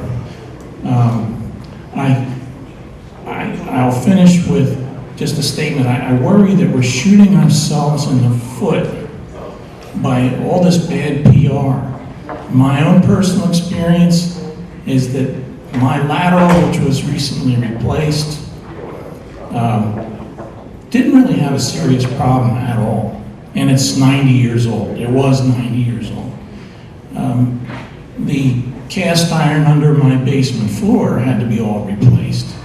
But my terracotta out to the street was in decent condition. And I was told by the plumber I really didn't need to replace it. But I elected to go ahead and replace it because it's 90 years old. So I don't like the PR that the township is getting, especially from one news agency who takes a picture of a flood caused by rain and talks about it as if it's all sewage. Not the case. It's a... Thank you. Let me just respond to a couple of things. The whole purpose of this meeting primarily was to talk about the lateral issue. So that's why we're focusing on it in this meeting. But the corrective action plan that the departments required of the township is comprehensive. It's the entire system. The other issue is when we look at the meter data, we can definitely see in a rainstorm there are spikes. So we know that there's these direct inputs of water coming from somewhere, and the assessment will flesh that out. But also we can see in the spring, in the wet season, there's way more water in the pipe than there is perhaps right now in August. It's very, very little.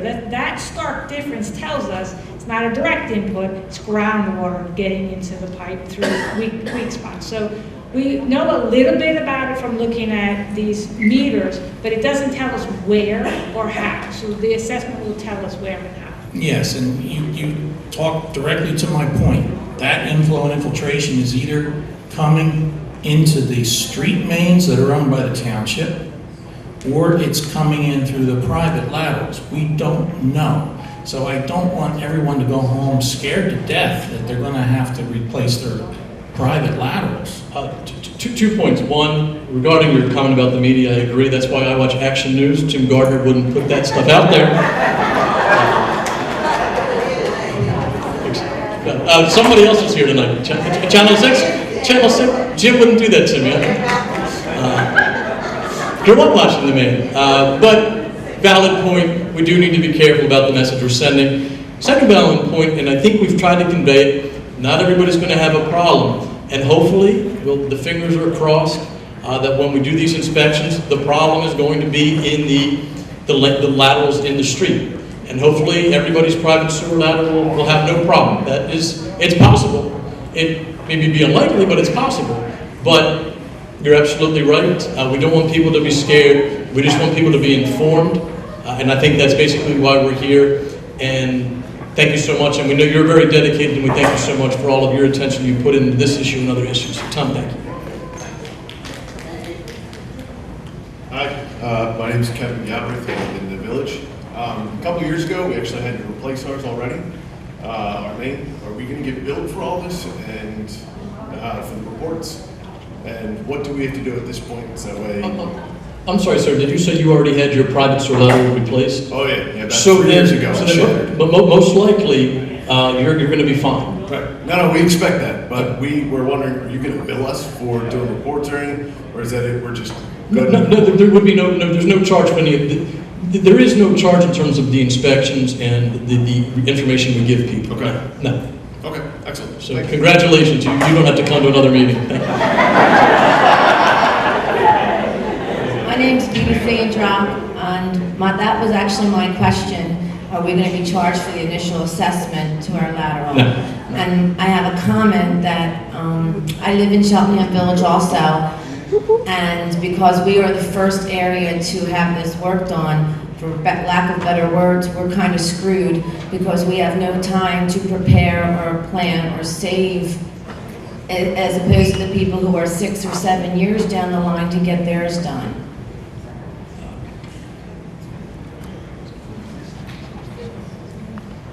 Just briefly, and I will get back to, I just want to clarify something about the inspections regarding, and your commissioner has certainly been well aware of this, and certainly I'm obviously well aware because Glenside's one of the first communities, and I represent Glenside. We know that the initial ordinance that came out, 30 days, was way too aggressive, way too aggressive. It's not going to be 30 days. It's not going to be 90 days or 120. It's likely going to be more than that. We will be coming back out with a revised time frame sometime within the next 30 to 45 days. Now, you're absolutely right, and that has been a concern of the board, is specifically for the community, the neighborhoods of the township that are going to be inspected first. They don't have as much time, to budget and things of that nature, which is why we are going to hopefully figure out a way to build in more time. But again, please come back when and that's one of the reasons why we did not vote on the ordinance back in May. And just so everybody knows, we listened to the residents, because if we didn't listen to you, we would have passed it back in May. But we obviously knew you had a concern, and that's why we're here tonight, and we haven't done any official action yet. I just want to have Amy clarify, there was a question about whether or not the township is going to charge to come out and inspect and issue the recording, and there's no charge for that, correct, Ms. Montgomery?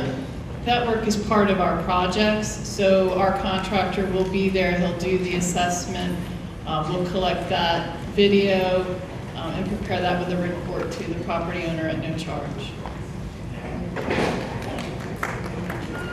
Thank you. Hello, my name is Kevin Bolin. I'm from Glenside in Cheltenham, and I have a personal story. I'm fairly new to the district. I lived here about 2 years. Bought my house, so I know there's a couple of realtors in the audience. I made settlement on a Friday. By Tuesday, I lived there, moved in on a Monday. My sewer was coming up through my basement.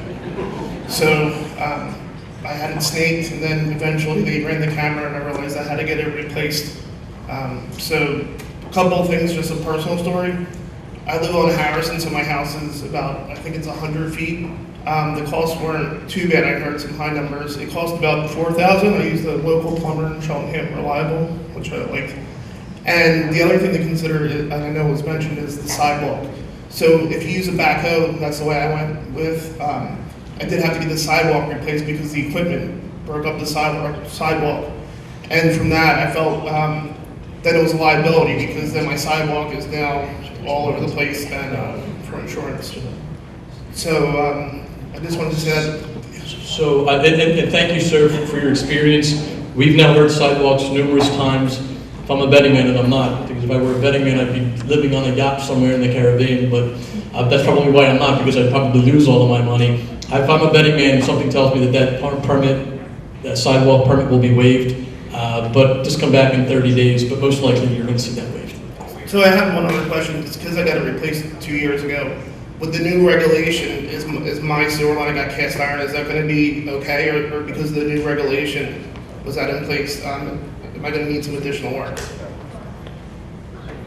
I forget what it was called. I think, sir, it's going to depend on the inspection. Okay. It's brand new. I can't imagine that there's going to be any problems with the sewer, but you'll still get a copy of the report and the video of your sewer. I'm just not sure of the time the plumber got a permit through the township, but I think it was called the NACCS. I don't know if they were compliant that way, like if you have to do something special. I think, as Matt just indicated, and the gentleman that was up a few minutes before, if it's new, you likely don't have to come to another meeting. You should be okay. We're gonna look at it anyway, but you should be okay. Sorry. Thank you. I'm Doug Heath. I'm master plumber in the township, and I live in the township. And the current plumbing code, section 312.6, specifies that a gravity sewer needs to be inspected with water and water only. So your camera will not do the job that you intend. There's several points I'd like to make, if I may. Absolutely. I'm not being, I understand what you guys are doing, and I'm all for it. But I feel that there should be a fair and equitable testing procedure done throughout the entire township. So water is the only way. If the pipe holds water, water cannot get in. So the camera inspection, that is not legal by current code. I can't go in and put a sewer in and have it inspected by a camera and say, hey, that's good. We fill it up with water, we test it, we get it approved. So the same thing should apply for a current existing gravity sewer in existing buildings in the township. I'm going to have Amy Montgomery answer that. Yeah, so I'm not an expert, but what you're talking about is an infiltration test where, and we do that sometimes with manholes too, when they're brand new and we put a new pipe in or we put a new manhole in and we test for a period of time to make sure it either holds a vacuum or an air or pressure or whatever that may be. But we can inspect things with cameras. That's not it's not an infiltration test. I understand that, and the main concern of the township is infiltration and inflow.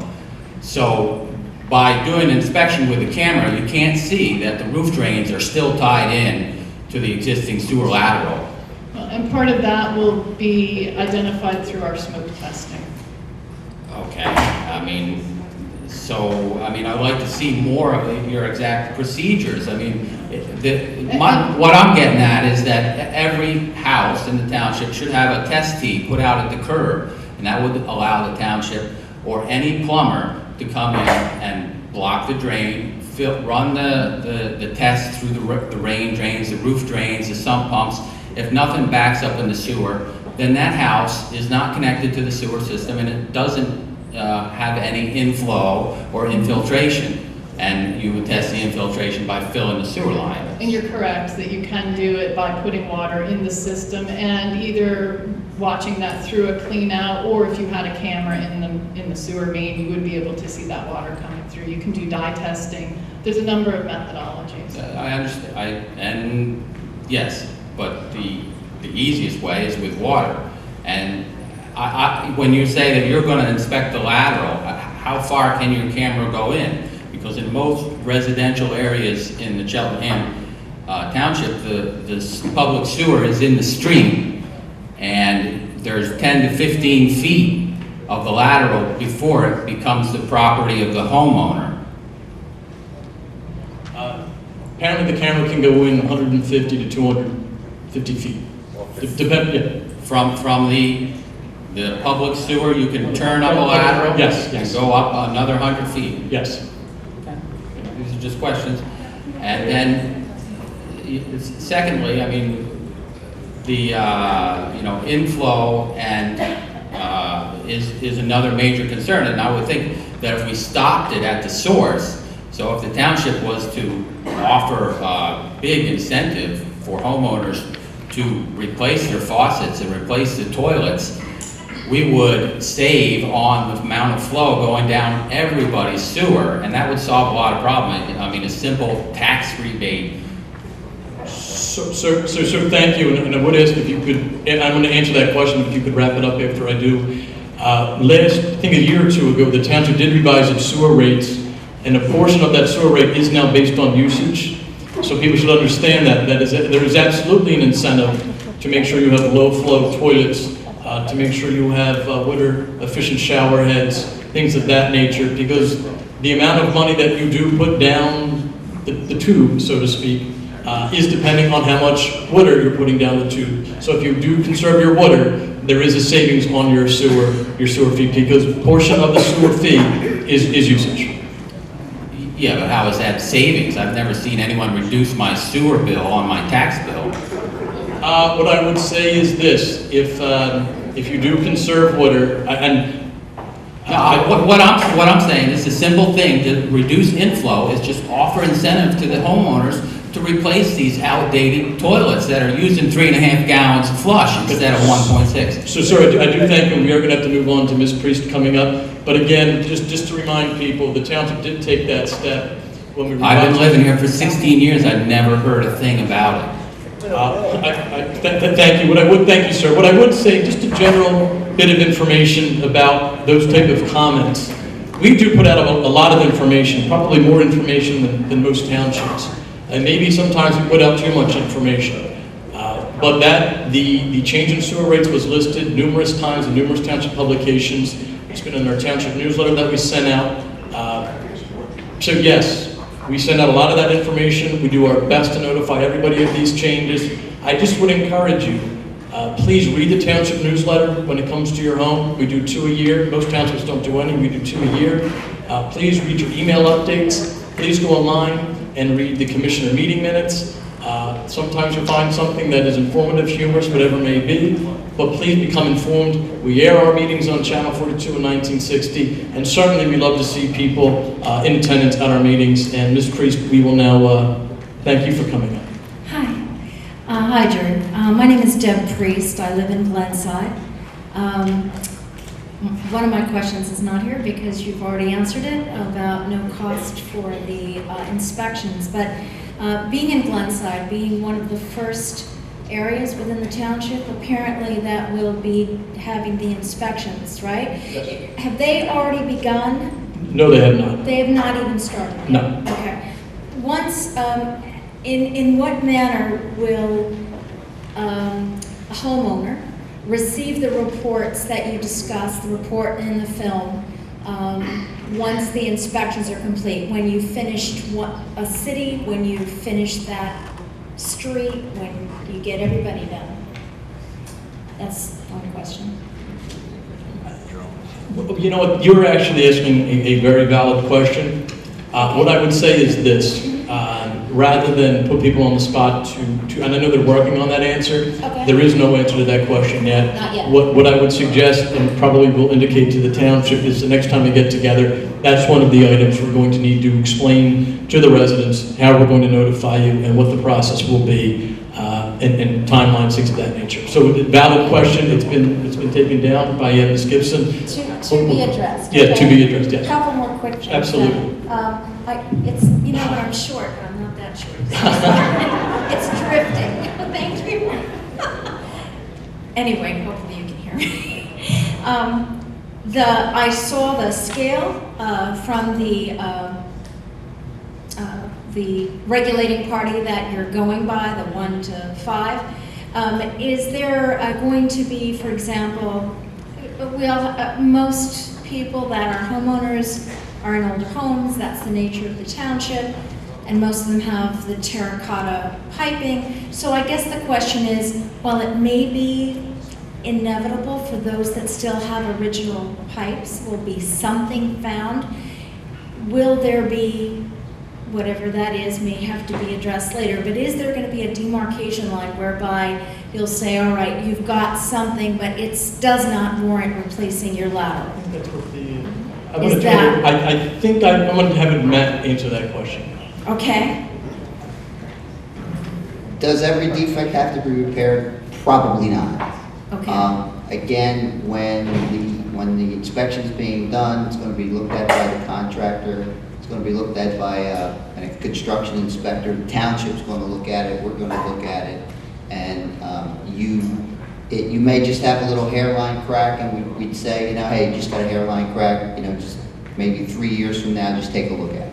And that's no different than what we do in the sewer, in the public portion of the sewer main. Okay. So I can't answer your question. We don't know because- definitively if there's a demarcation line, but each case will be addressed if it's possibly, and I'm throwing this out and I'm not holding you to the number, but 1 or 2 or very low on the register. More than likely, a 1 or a 2 is a, you know, keep an eye. That's the watch list. Doesn't require an immediate. Yeah, the watch list thing that I talked about you earlier, talked it could be one of them. If you have a hole in your pipe, you know, That's hey, another you got a story. hole in your pipe, it's going to have to be fixed. Okay, yeah, it's just gonna fall until we need it way up high. Okay.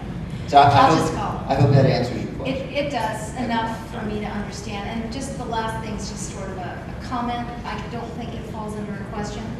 In our particular case, and well, let me address it this way. I think everyone that lives in the township that owns a property has lovely homes with probably, you know, ornate landscaping or natural, lots of trees, patios, what have you. In our particular case, we have a 90-foot driveway downhill from the street, under which I believe is our sewer lateral, which means should we have to replace it, it also means that we would have to do our driveway all over again, which would require something more immediate in our case. And I don't think we'd be alone. There's probably other people that have a similar layout. It's not the same, say, as breaking up your patio or tearing up your lawn. Depending when it comes, you can perhaps address it in stages. A driveway means that you can't move anything into your garage or out of it. So I would request that you look at a really liberal timeline from start to finish, because that's going to be an exorbitant amount of money between having, if we had to do the lateral, it includes something in the driveway we just had replaced, I would say maybe within the last 3 years. It was also extremely expensive because of the length and the manner. So I just think that has to be part of it, because some people aren't just looking at replacing a lateral. Yeah, we're looking at, and we're striving to make sure that the repairs, as much as possible, can be done with what's known as trenchless technology, which means... That was actually my other B part of the question. There's another way to do it. Oh, yeah, there's digging everything up. There's several different ways of doing that without digging up your driveway, and if at all possible, you know, that would probably be the way that we'd want to do that. Great. Thank you very much. Thank you, Debbie. Sandy, how are you doing? Okay, Drew. I'm Sandy Cooper. I'm from Wyncote. Want a concern and want a question looking for a future thing. Because of all the publicity, social media, everything, one of my concerns is when we go to get a contractor of basically price gouging, because as there's a wide variety of prices, it's going to depend on your situation, but there's nothing to stop right now. We're all over the news. They already know it's coming. They're just sitting there waiting for that big fat check from all of us. Is there a way that we can protect the residents from that gouging that might occur? You asked an excellent question, and I'm going to be very upfront with you. I do not have an answer at this 20 after 9 on today, but it's something for you to look at. Basically for you to look at. My Yeah, other we can look at question, and I'm not saying this to start anything, I know we know the laterals have to be done. No one's debating that. People have older systems and all that. My concern is we do all this work and then we're still not meeting the 18. It's not the main problem. What steps are we taking while we're working on this project to address that possibility so we don't get slammed when it's done? I would say that is a concern that the commissioners have asked, and I believe, and I will paraphrase what may have been, PWD did not say this, but if we get that number down to something more manageable, then PWD, it's easier to negotiate when you're one or two of When those. you're a little bit down, but if it's not down, if it isn't, for whatever reason, we do all this and it doesn't end up being significant, that we're basically right where we are, and that wasn't the source of the water coming in, what are our next steps? Or is that, do we even have an idea of how to plan? I believe, and either Jennifer or David or Amy or Matt or Brian can jump up and rip the microphone out if I'm wrong, that the issue is I&I. We have evaluated other options. We spent a great deal of time evaluating, and we talked earlier about the interceptor in Philadelphia. We talked about doing a storage tank, which were short-term, expensive solutions that we just did not believe were in the best interest of Cheltenham Township. We did do the study. But I would say, but I guess to answer your question, it's an I&I issue. If after all of this work, we don't get we're going to get the I&I out. And I believe we're confident we're going to get the I&I out. Are we going to hit the 18 CFS? I cannot commit to that right now. If my question is, if all this is done, and you've done everything, and I'm not debating that we're dealing with it, if we don't make this number, what's the next step that the EPA is going to want from us, and is there anything in plan? Sandy, you asked a very interesting question. It's probably a question that weighs on the commissioner mind, and many of us have asked it. I don't think we have an answer for you at this point. It's more to think about it as we're going forward before 8 years is up. As some of you that have been coming to the meetings on a regular basis, like I won't mention names, they know that that question comes up a lot. And it's a valid question, just don't have an answer at this point. But thank you, it's a very valid question. Good evening. My name is Vivian Jean. I live in Elkins Park. So I had the same experience as the previous gentleman that came up. So I purchased my dream home. Within a year and a half, I had a huge sewage overflow. It was very costly. So my question is, I know we have the school tax and also APR taxes is going up and it's increasing. So what's the plan that's in place with the township to try to assist? Because I'm a single mother, even though I do make, a nice income, but as you know, you make a nice income, but with the tax of the township, our home values, they're not really rising up because of the taxes. And even though we would try to sell our home, but all the money that you will put in repair, you basically won't even get it back when you're trying to sell your home. So my thing is, did the township think about, well, maybe they would do like cease to increase in taxes for a little time for during the time of the repairs? And what's the likelihood that we will get a grant that will assist us with this project? So a few questions. One, and if anybody's interested, our budget workshop or budget process begins next Thursday at the Township building. It's all day. And I would encourage you to attend. I'd also encourage you to attend the school district's budgets when they come up. I will say that the commissioners and the Township staff have done a fantastic job of holding the line on spending increases. I think the commissioners will tell you, and Bruce, if I'm wrong, we've held discretionary spending to 1% or less for 4 out of the last 5 years. The issue, a lot of it comes down to our debt service as it relates to the infrastructure issue that we're facing. Our debt service, basically the credit card payment that the township has to pay, is over $4 million a year, correct, Bruce? It's approaching $4 million. $4 million is, police officers, public works people, improvements to our pools, improvements to our parks. But we're investing in the infrastructure because we know that when we get this infrastructure fixed, then we can start growing our commercial base. We can redevelop Cheltenham Avenue and hopefully other commercial districts.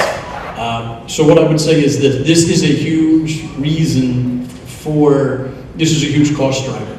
In terms of regular spending, we've done a very good job. The rest of the budget would be comprised of salaries, pensions, things of that nature. Our township staff does a very good job with the commissioners of negotiating with our bargaining units about those issues.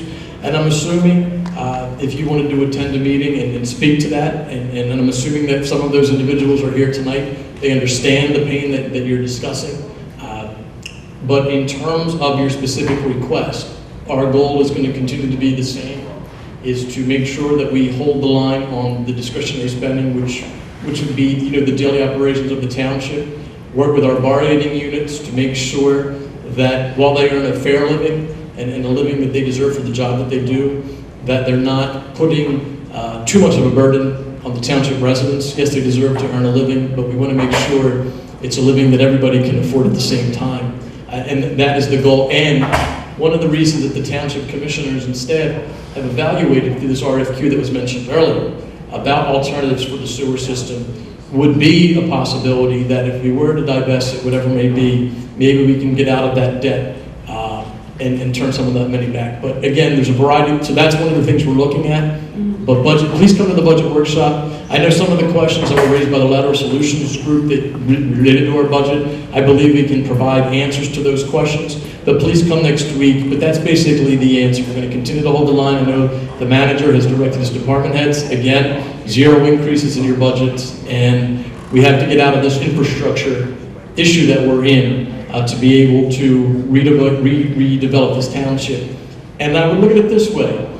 The money that we're putting in is an investment in the township's future. Because if we can get this infrastructure issue fixed, it's going to be a huge burden off of our shoulders, and then we can turn our attention to things that are, I talked about Amtrak earlier. It's very glamorous to cut a ribbon on a new train car. It's not glamorous to cut a ribbon on an interceptor. Nobody really wants to talk about the sewer system. But it is the most important piece of infrastructure we have. But if we can get out of this, we can get back to doing things that we want to do, revitalizing our parks, our playgrounds, our pools, and our commercial districts. So that's a long answer to say, we hear you, we do our best to keep the line on taxes, and just please come and engage yourself in the budget workshop, and hopefully you can give us some ideas on how we can save money.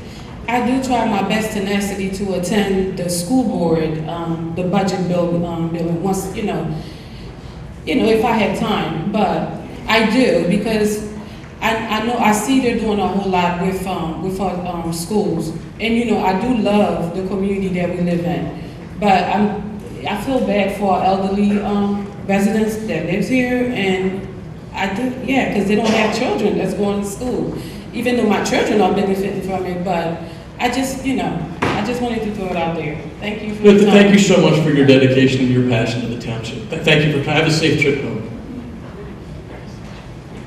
Hi, Darlene, how are you? Hello, hi. First, let me say thank you very much for this presentation. I do understand a little bit more than I did before from what I heard. My question is a brand new question. In the consideration of the inflow and the infrastructure of the I&I, let me just say it that way, did anyone take in consideration what will happen with new construction, along with vacant properties that might start to be used? I say this, and it brings me to another question too, because there's a boundary of Cheltenham and Philadelphia.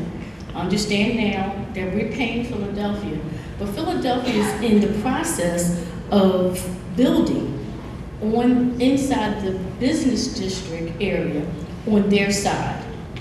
I was kind of concerned when I first saw it because I live in Lamont, been there since 1988. Right now, that building probably will be finished in the next month, I would say. They got everything seemed to be up. That is going to have more rainwater, which is clean, like it's clean water, and along with whatever sewage and wastewater they have.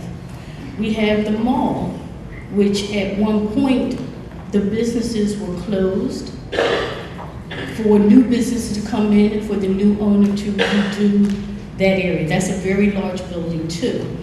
I'm really not sure of where the water flows actually to into Philadelphia, whether it's right across Cheltenham Avenue or it's a little further down.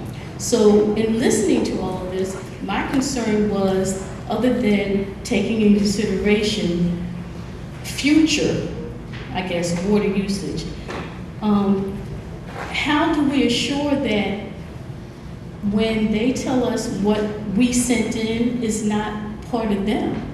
Because with this building, it's a Family Dollar, and it's right across on where the old early movie theater is. So basically. So Darlene, you asked fantastic questions. Just a few answers, and I'm going to try to summarize, your questions in one general statement.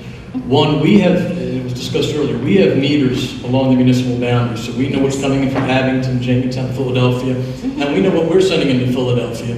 Likewise, Philadelphia has a meter as well. We want to make sure that, those meter readings add up, and I'm assuming Abington and Jenkintown have meters as well. It would only be prudent for them to do that. So yes, we do know what's coming in and coming out of the township. Part of all of this 537 planning that was taking place was an evaluation of the future needs of the sewer shed, not only for Cheltenham, but also for Abington, Jenkintown, and that portion of Philadelphia that you talked about. So yes, we planned for what future build-out would be. So you used the Cheltenham Square Mall as an example. That was considered we talked about Ashbourne Country Club. And DEP, our friends at DEP, only allow us connections based on if there's capacity in the system. So if there is no capacity in the system, we're under a sewer moratorium. We are not going to be permitted to add on to the sewer system. The goal obviously being, if we get the system corrected, we can add more connections on to obviously grow the community. But basically, your answer, yes, all of these things we're playing for through our 537 process. We've had a variety of studies done. And two, yes, we do have meters along the municipal boundaries to know what's coming in and what we're sending out. I hope that sums it up. Yes, pretty much, and also thank you for when you came out years ago and cleaned our sewers. Thank you, Dougie. What I would say is, if you are just, please line up behind Kate. We have, maybe we'll go another 15 minutes. I know our friends at the DEP and Township would like to get home. And obviously you would all like to get home. I don't believe there's a debate tonight, so there's probably not much on TV. But you certainly can enjoy the evening with your family. Joe, how are you doing? Thank you for letting me to you. Joe Veskovich, Tookeny Creek Parkway. Trying to understand what I'm going to call a special assessment. And I'm not even sure if I can call this a special assessment. We're going in, we're horizontal. Yeah. I'm trying to understand whether I even call this a special assessment. And I'm referring to the township requesting individual property owners to replace their sewer ladders unanimously. Can the council people tell me, is there any other township in Montgomery County that has requested this of its residents on a unanimous replacement across the board? Has this been done already? No, I think, Joe, just to clarify, we're not asking that people just, what we are doing, just to be clear, we are doing an assessment. If you do not have a problem in your sewer lateral, based on a guideline that we talked about earlier, you're not going to have to replace it. I mean, that's why I'm having trouble calling it a special assessment, and yet it's functioning like a special assessment. I think assessment may be, and just Mickey was trying to get my attention about this, assessment would not be assessment is not the appropriate So word. let's rephrase it. Has another township in Montgomery County done this to its residents? Well, Joe, I'm gonna first of all, I'm gonna re-divert for a second. Let's use the phrase evaluation. It's not an assessment, because when we use assessment, we're confusing people. I'm sorry, I didn't understand what you were saying earlier. It's an evaluation. Okay. Yeah. So has another township in the county done this evaluation to its residents? I would think in this fashion. Requesting that if there's an issue, then you got to replace it prior to a point of sale. So I'm going to have Jennifer Fields answer that question. Yes. Where? Manson Township, for example, was in a very similar situation to Cheltenham in terms of having sewer overflows and having excessive flows, and their metering indicated certain areas that were problematic. One in particular called Inglewood. And in that development... But it was not in the whole township. It was only a development. But the metering data pointed to the areas that were problematic. I'm just talking about one area that was problematic. I agree. But as a township-wide policy, there's not another township in the county of Montgomery that's been requested to do this. And there's not another township in Montgomery County that has a black pipe snaking through it, replacing the existing Thank you. Okay. Is there another township in all of PA that has been requested to do this? That I can't answer because I'm only responsible for the 5-county region here. Okay, so Cheltenham Township is very unique in this proposal that the township is asking its residents to go through, to do this evaluation, and then to unilaterally pay for it on their own. Is that correct?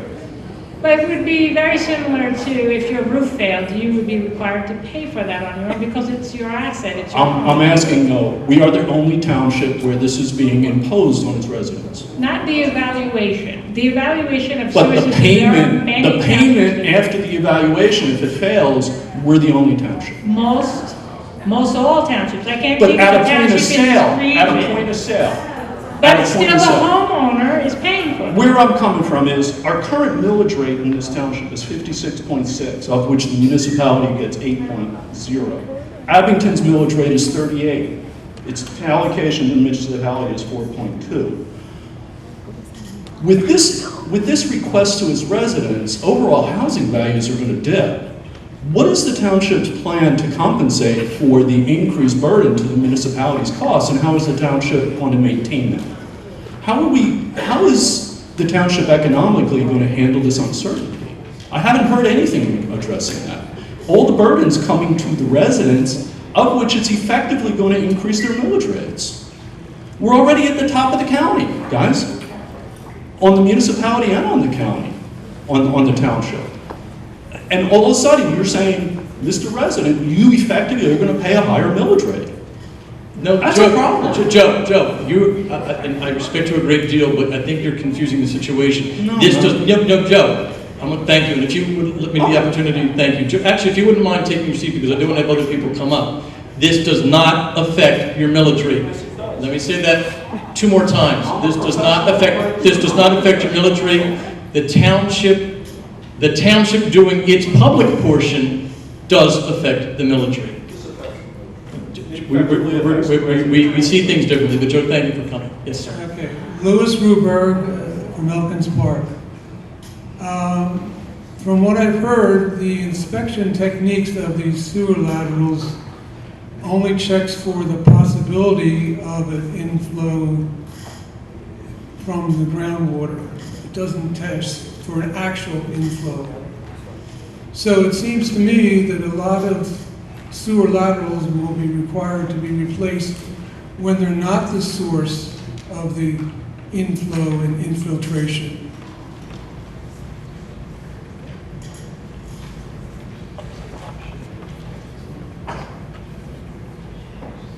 Is your question geared towards like groundwater infiltration? Your main concern here is the infiltration, not the outflow. So I say again, the testing techniques don't seem to be testing the actual inflow.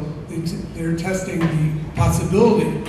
If there's no groundwater or water outside the pipe, then whether there's an opening or not, then there cannot be an inflow. I don't disagree with you. So a lot of pipes, when you make the inspection and you see a hole, whether it's large or small, you'll be requiring that to be replaced when it's not really the source of the inflow. It doesn't, if we inspect your lateral today and we find a hole and it's not leaking, that doesn't mean 10 minutes after we leave that it is leaking, or it could be leaking. And it's no different in the sewer main.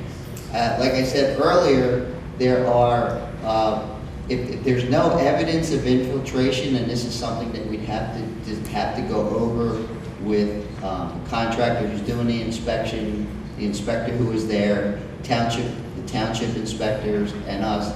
If there's no evidence of any infiltration, then you may not have to do any repair. I can't tell you that you're not going to, because I haven't seen the data and nobody else has seen the data. Well, I don't know how you can inspect for the evidence of inflow unless there's something very noticeable. So I just think that... Yes. I understand your concern. The difficulty here in every township is that groundwater table fluctuates. So when the groundwater table is high, as I said, in the meter data from Cheltenham, you can clearly see infiltration into the entire sewer system.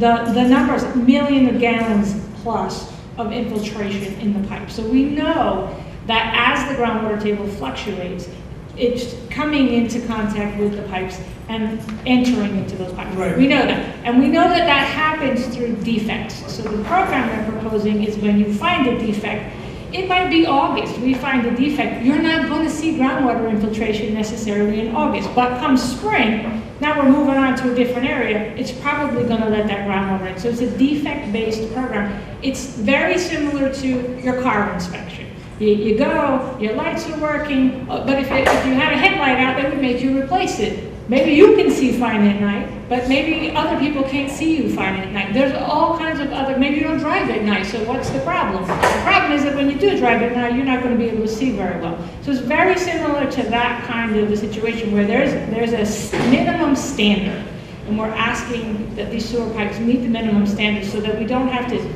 catch that infiltration coming in to say there's an infiltration problem. We've already caught it in the meter data, we see it there. Well, I'm just saying that it's possible that a large percentage of the infiltration is coming from a few areas, and you're asking everybody to have their laterals updated. Evaluated first. Well, they probably will be required to be updated. We can't answer that question without the evaluation. Even though they're not really the source of the water. Can't answer the question. Thank you, sir.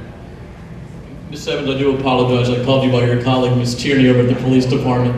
And thank you for coming. How are you? Fine, Drew. Kim Evans, Cheltenham Village. I just wanted to thank everyone, the commissioners, Mr. Haber, the people that have given their time tonight from like the DEP and the Pennsylvania state agencies for coming out tonight. I am concerned that even though we had such a great turnout, that we still are missing people that need to benefit from this information, basically the elderly that live in our communities. I want to thank you for having this aired on the Cheltenham Access Channel and for making DVD copies available at the libraries. Is there a plan that maybe a library or a community center could have an airing of this hearing so that people that don't have access to the cable TV, don't own DVDs, would be able to go to? You raised a valid point. I just talked to our manager now. We will talk to Carrie Turner, our library director, tomorrow about that request. That's a fantastic suggestion. And if other people if you have other suggestions on how we can communicate, obviously, if you watch Channel 10, you know about it. If they need to get some more information, more material. But you're right, we are constantly trying to improve, obviously Facebook, Twitter, the internet, but you're right, if you don't have that access. We did do the township newsletter, and this was listed a few times. Right, it was in the update. But you're absolutely right. We'll continue to strive, and that suggestion was fantastic. And Brian will talk to Carrie tomorrow about setting something like that up. Okay, thank you. Thank you. Have a good evening. And you can tell Miss Tierney I got you too confused. Have a good night. Yes, sir. Ken Gilbert, Oaklands Park. I just want to thank the township staff for having this meeting. I particularly want to thank the hardworking people from DEP who are overqualified and underpaid for taking their own time to come and work with us on this. I just have one general question for anybody who can answer it, and that is there some kind of insurance that might cover some of the lateral work? I mean, does the water and sewer company offer something that might cover it? Are you familiar with homeowner policies? Yeah, well, I'm going to tread carefully here. In May, the township did talk to the people at HomeServe about a plan. What I would say is this: the plan that HomeServe comes from Aqua addresses other issues related to private sewer laterals. However, the issue that we're trying to address is I&I inflow and infiltration into the private sewer lateral. HomeServe and other insurance agencies do not cover that quote-unquote issue. Well, so what is your understanding then of what HomeServe does cover? You know what, if I were you, I would talk to HomeServe. There's plenty of information on the website. I don't really want to be in a position of answering that because we got into hot water the last time we did. But talk to them, and they can tell you what they do and what they do not cover. But that really needs to be something that you handle on your own. But certainly, HomeServe is the company that works with Aqua, where you likely get your water, where you get your water, and they would be the company you want to talk to. Thank you. Thank you. And we'll. I'm sorry, maybe I hate to do this to you, but do you mind if you'll be the last? I've been identifying your shirt as the last person, so give me the last person. So, ma'am, if you would like to speak. Oh, yeah. Natalie Hersky, I live in Melrose Park East, and my elderly father lives there too. I have a suggestion about the permits. Even if you're going to waive the fee, still require permits so that there is a record. I have my roof, I have no idea when that was put on. I've been in my house for 20 years. And I also have a clean out in my front yard. So it looks like something was done already. So I think it would be a good idea. Oh, no, we will definitely require, permit, because we need to know what is and what is not being done. So no, very good point. Fantastic. And my other question, I'm really confused about how I'm gonna make a rain garden. Because now that I'm trying to understand, okay, I have this pipe, it's on the other side. If I situate a rain garden, how far, like if I have a hole in the pipe, you know, or is that gonna add pressure, and now I'm gonna have, instead of the water going into the street, it's gonna be being infiltrated on my property, and is that gonna like seep into the sewage pipe, and that's worse? And who would be able to help me? You know, the gardeners are all know what plants to put in and make it pretty, but should I be consulting a stormwater engineer to help me with that? Should I wait until the evaluation? Yeah, so Matt's suggestion of a rain garden would be a situation like you go home and tomorrow morning you wake up and you start trying to figure out where your roof leaders go, and you see that they disappear into a direct line with your sewer line. And so you might suppose that your roof leader is putting rainwater into your sewer line. So you would disconnect that and then send it towards something like a rain garden. It was a suggestion of a way to manage water on your property instead of putting it in the sewer line. There are lots of brochures online about rain gardens, where to put them, how to put them. If your sewer line has a hole in it, it's going to let water in regardless of whether you have a rain garden. It's just going to find its pathway in. So the assessment is the integrity of the sewer line. The rain garden is something that you can do with your rainwater that comes off your home or your shed or your property. All my gutters drain into one pipe that goes out to the street, which, you know, I'm diverting them onto my property so that I'm not flooding, you know.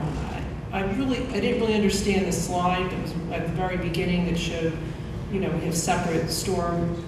So the lower one, that was the sewer line. Yes. And then the storm line that was shown, is that going from the street into the storm sewer, or? Well, it's collecting road water, for example, and then that's going down to perhaps the nearest stream. It all goes into a sewer around the corner that's a low point. Typically. And, right. And then right into Tokenie Creek. Yes, so, typically. Right. So, okay. Thank you, Jen. And I would say that if your rain gutters do drain into the street, that is absolutely fine. And I just talked to Brian. We'll certainly talk to our EAC, and I don't know if Julie Slavitt's still here, but the TTF, maybe that would be a class that they could offer in terms of rain gardens and things of that nature. So thank you. And sir, you are the one that gets to wrap things up for the evening. Congratulations. Thank you very much. My name is Tom Meduzia. I live in Cheltenham Village, and I've only been in Cheltenham for 3 years. I just want to say up front, I love it. I love the fact that we have these meetings. I've lived in Philly all my life. I find it ironic that Philly still seems to be impacting my life, but that's all of us, so I just have to look at that. I have just a few different questions, one of them kind of dovetailing on the previous. Just walking around the village, and I know it's one of the oldest parts of the Montgomery County, I see a lot of homes that have, you know, rain spouts that go directly into the ground. So my question is, just in general, without doing any assessments or cameras or anything, do we know in general if those spouts go into the sewer system or the stormwater system? The answer, until we do an evaluation, is no. We don't know for sure. Not until we do an evaluation. But Okay. you identify an issue, which is why we have to do the evaluation. We want to make sure it's not going into the sanitary system. Right. I was just wondering in terms of past like building codes or like construction projects that were going on over the decades, if anybody just knew, because a lot of the homes seem to be set up the same way. No, and we'll do an evaluation, and trust me, if it does go into the sanitary sewer system, those individuals will be notified about it. Okay. My second question is, with these downspouts, if it is determined that they go into the sewer lateral, if I cut them off at the surface, put them into rain barrels or whatever, the holes that are left in the property on the surface, what is going to be required with those holes? Do they get cemented over? Do we... Yeah, so those would have to be capped. Those have to be capped. In a permanent manner, yeah. So Okay. more than a cap, you'd probably have to have concrete at least to a certain point, and, you know, just so that they could be utilized again. Okay. And then in terms of the lateral inspections themselves, is there a system in place, because we've all been talking about different contractors and, you know, getting bids if we have to do repairs, but what about for the lateral inspection itself? Suppose we have a dispute on the actual lateral inspection. is there going to be a time frame allowed to dispute that if we want to, get our own evaluation? Like what's... Well, certainly when you get the report and look at it, if you have questions, you dispute it, you don't agree, you can certainly come in and we will be more than happy to go over it with you and come to a mutually agreeable solution. Right, but going over it with me doesn't mean that we're going to come to an agreement. And if I want to get an independent assessment, what's going to be the time frame for getting that assessment?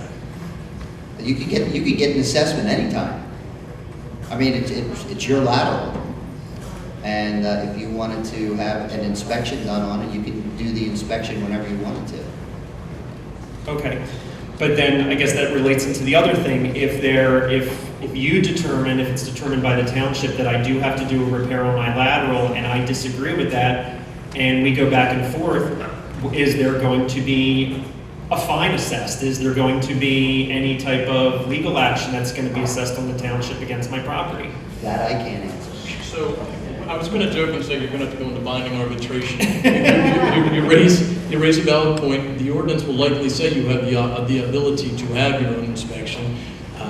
I would say this, whether it be sidewalks, whatever, and any type of inspection that the township does, don't just assume that the township is going to be extremely rigid, because if you can present a case, we're certainly going to work with you.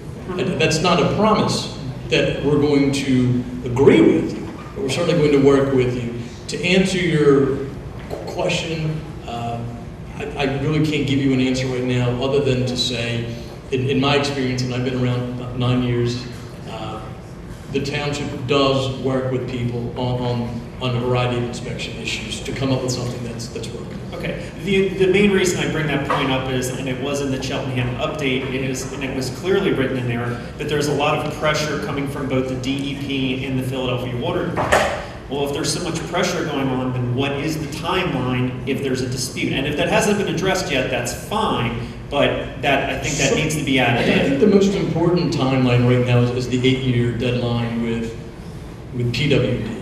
With the Philadelphia Water Department, we obviously we have to make sure that we have the I&I out of the system to ameliorate DEP's concerns. We need to ameliorate Philadelphia Water Department's concerns about the flow limit. So 8 years is the key number. Obviously, we're not going to allow something to go on for 3-4 years. You raise a good point. It's something we're going to have to consider. What will that time frame be? I don't have the answer to that at this point, but it is a good question. We'll have to and then my final question, and then we can all finally get out of here, is has it been discussed, because it was mentioned a couple times that you could do the initial inspection and maybe it'll be on like a watch list. What is the time frame for re-inspections or annual inspections of laterals? So that is a very good question. Likely will depend on the grade, the scale. Don't have an answer to that. That's a valid question that we're going to need to finalize when we figure out, based on the 1 through 5, are we going to require the 4 and 5, but we're going to put 3 on the watch list. These are just hypotheticals. Don't have an answer to that. It is certainly something that we're going to probably have to come up with, and I would say likely the next time we come up, we probably will have an answer to that. Okay, thank you very much. So thank you all for coming. We will reconvene.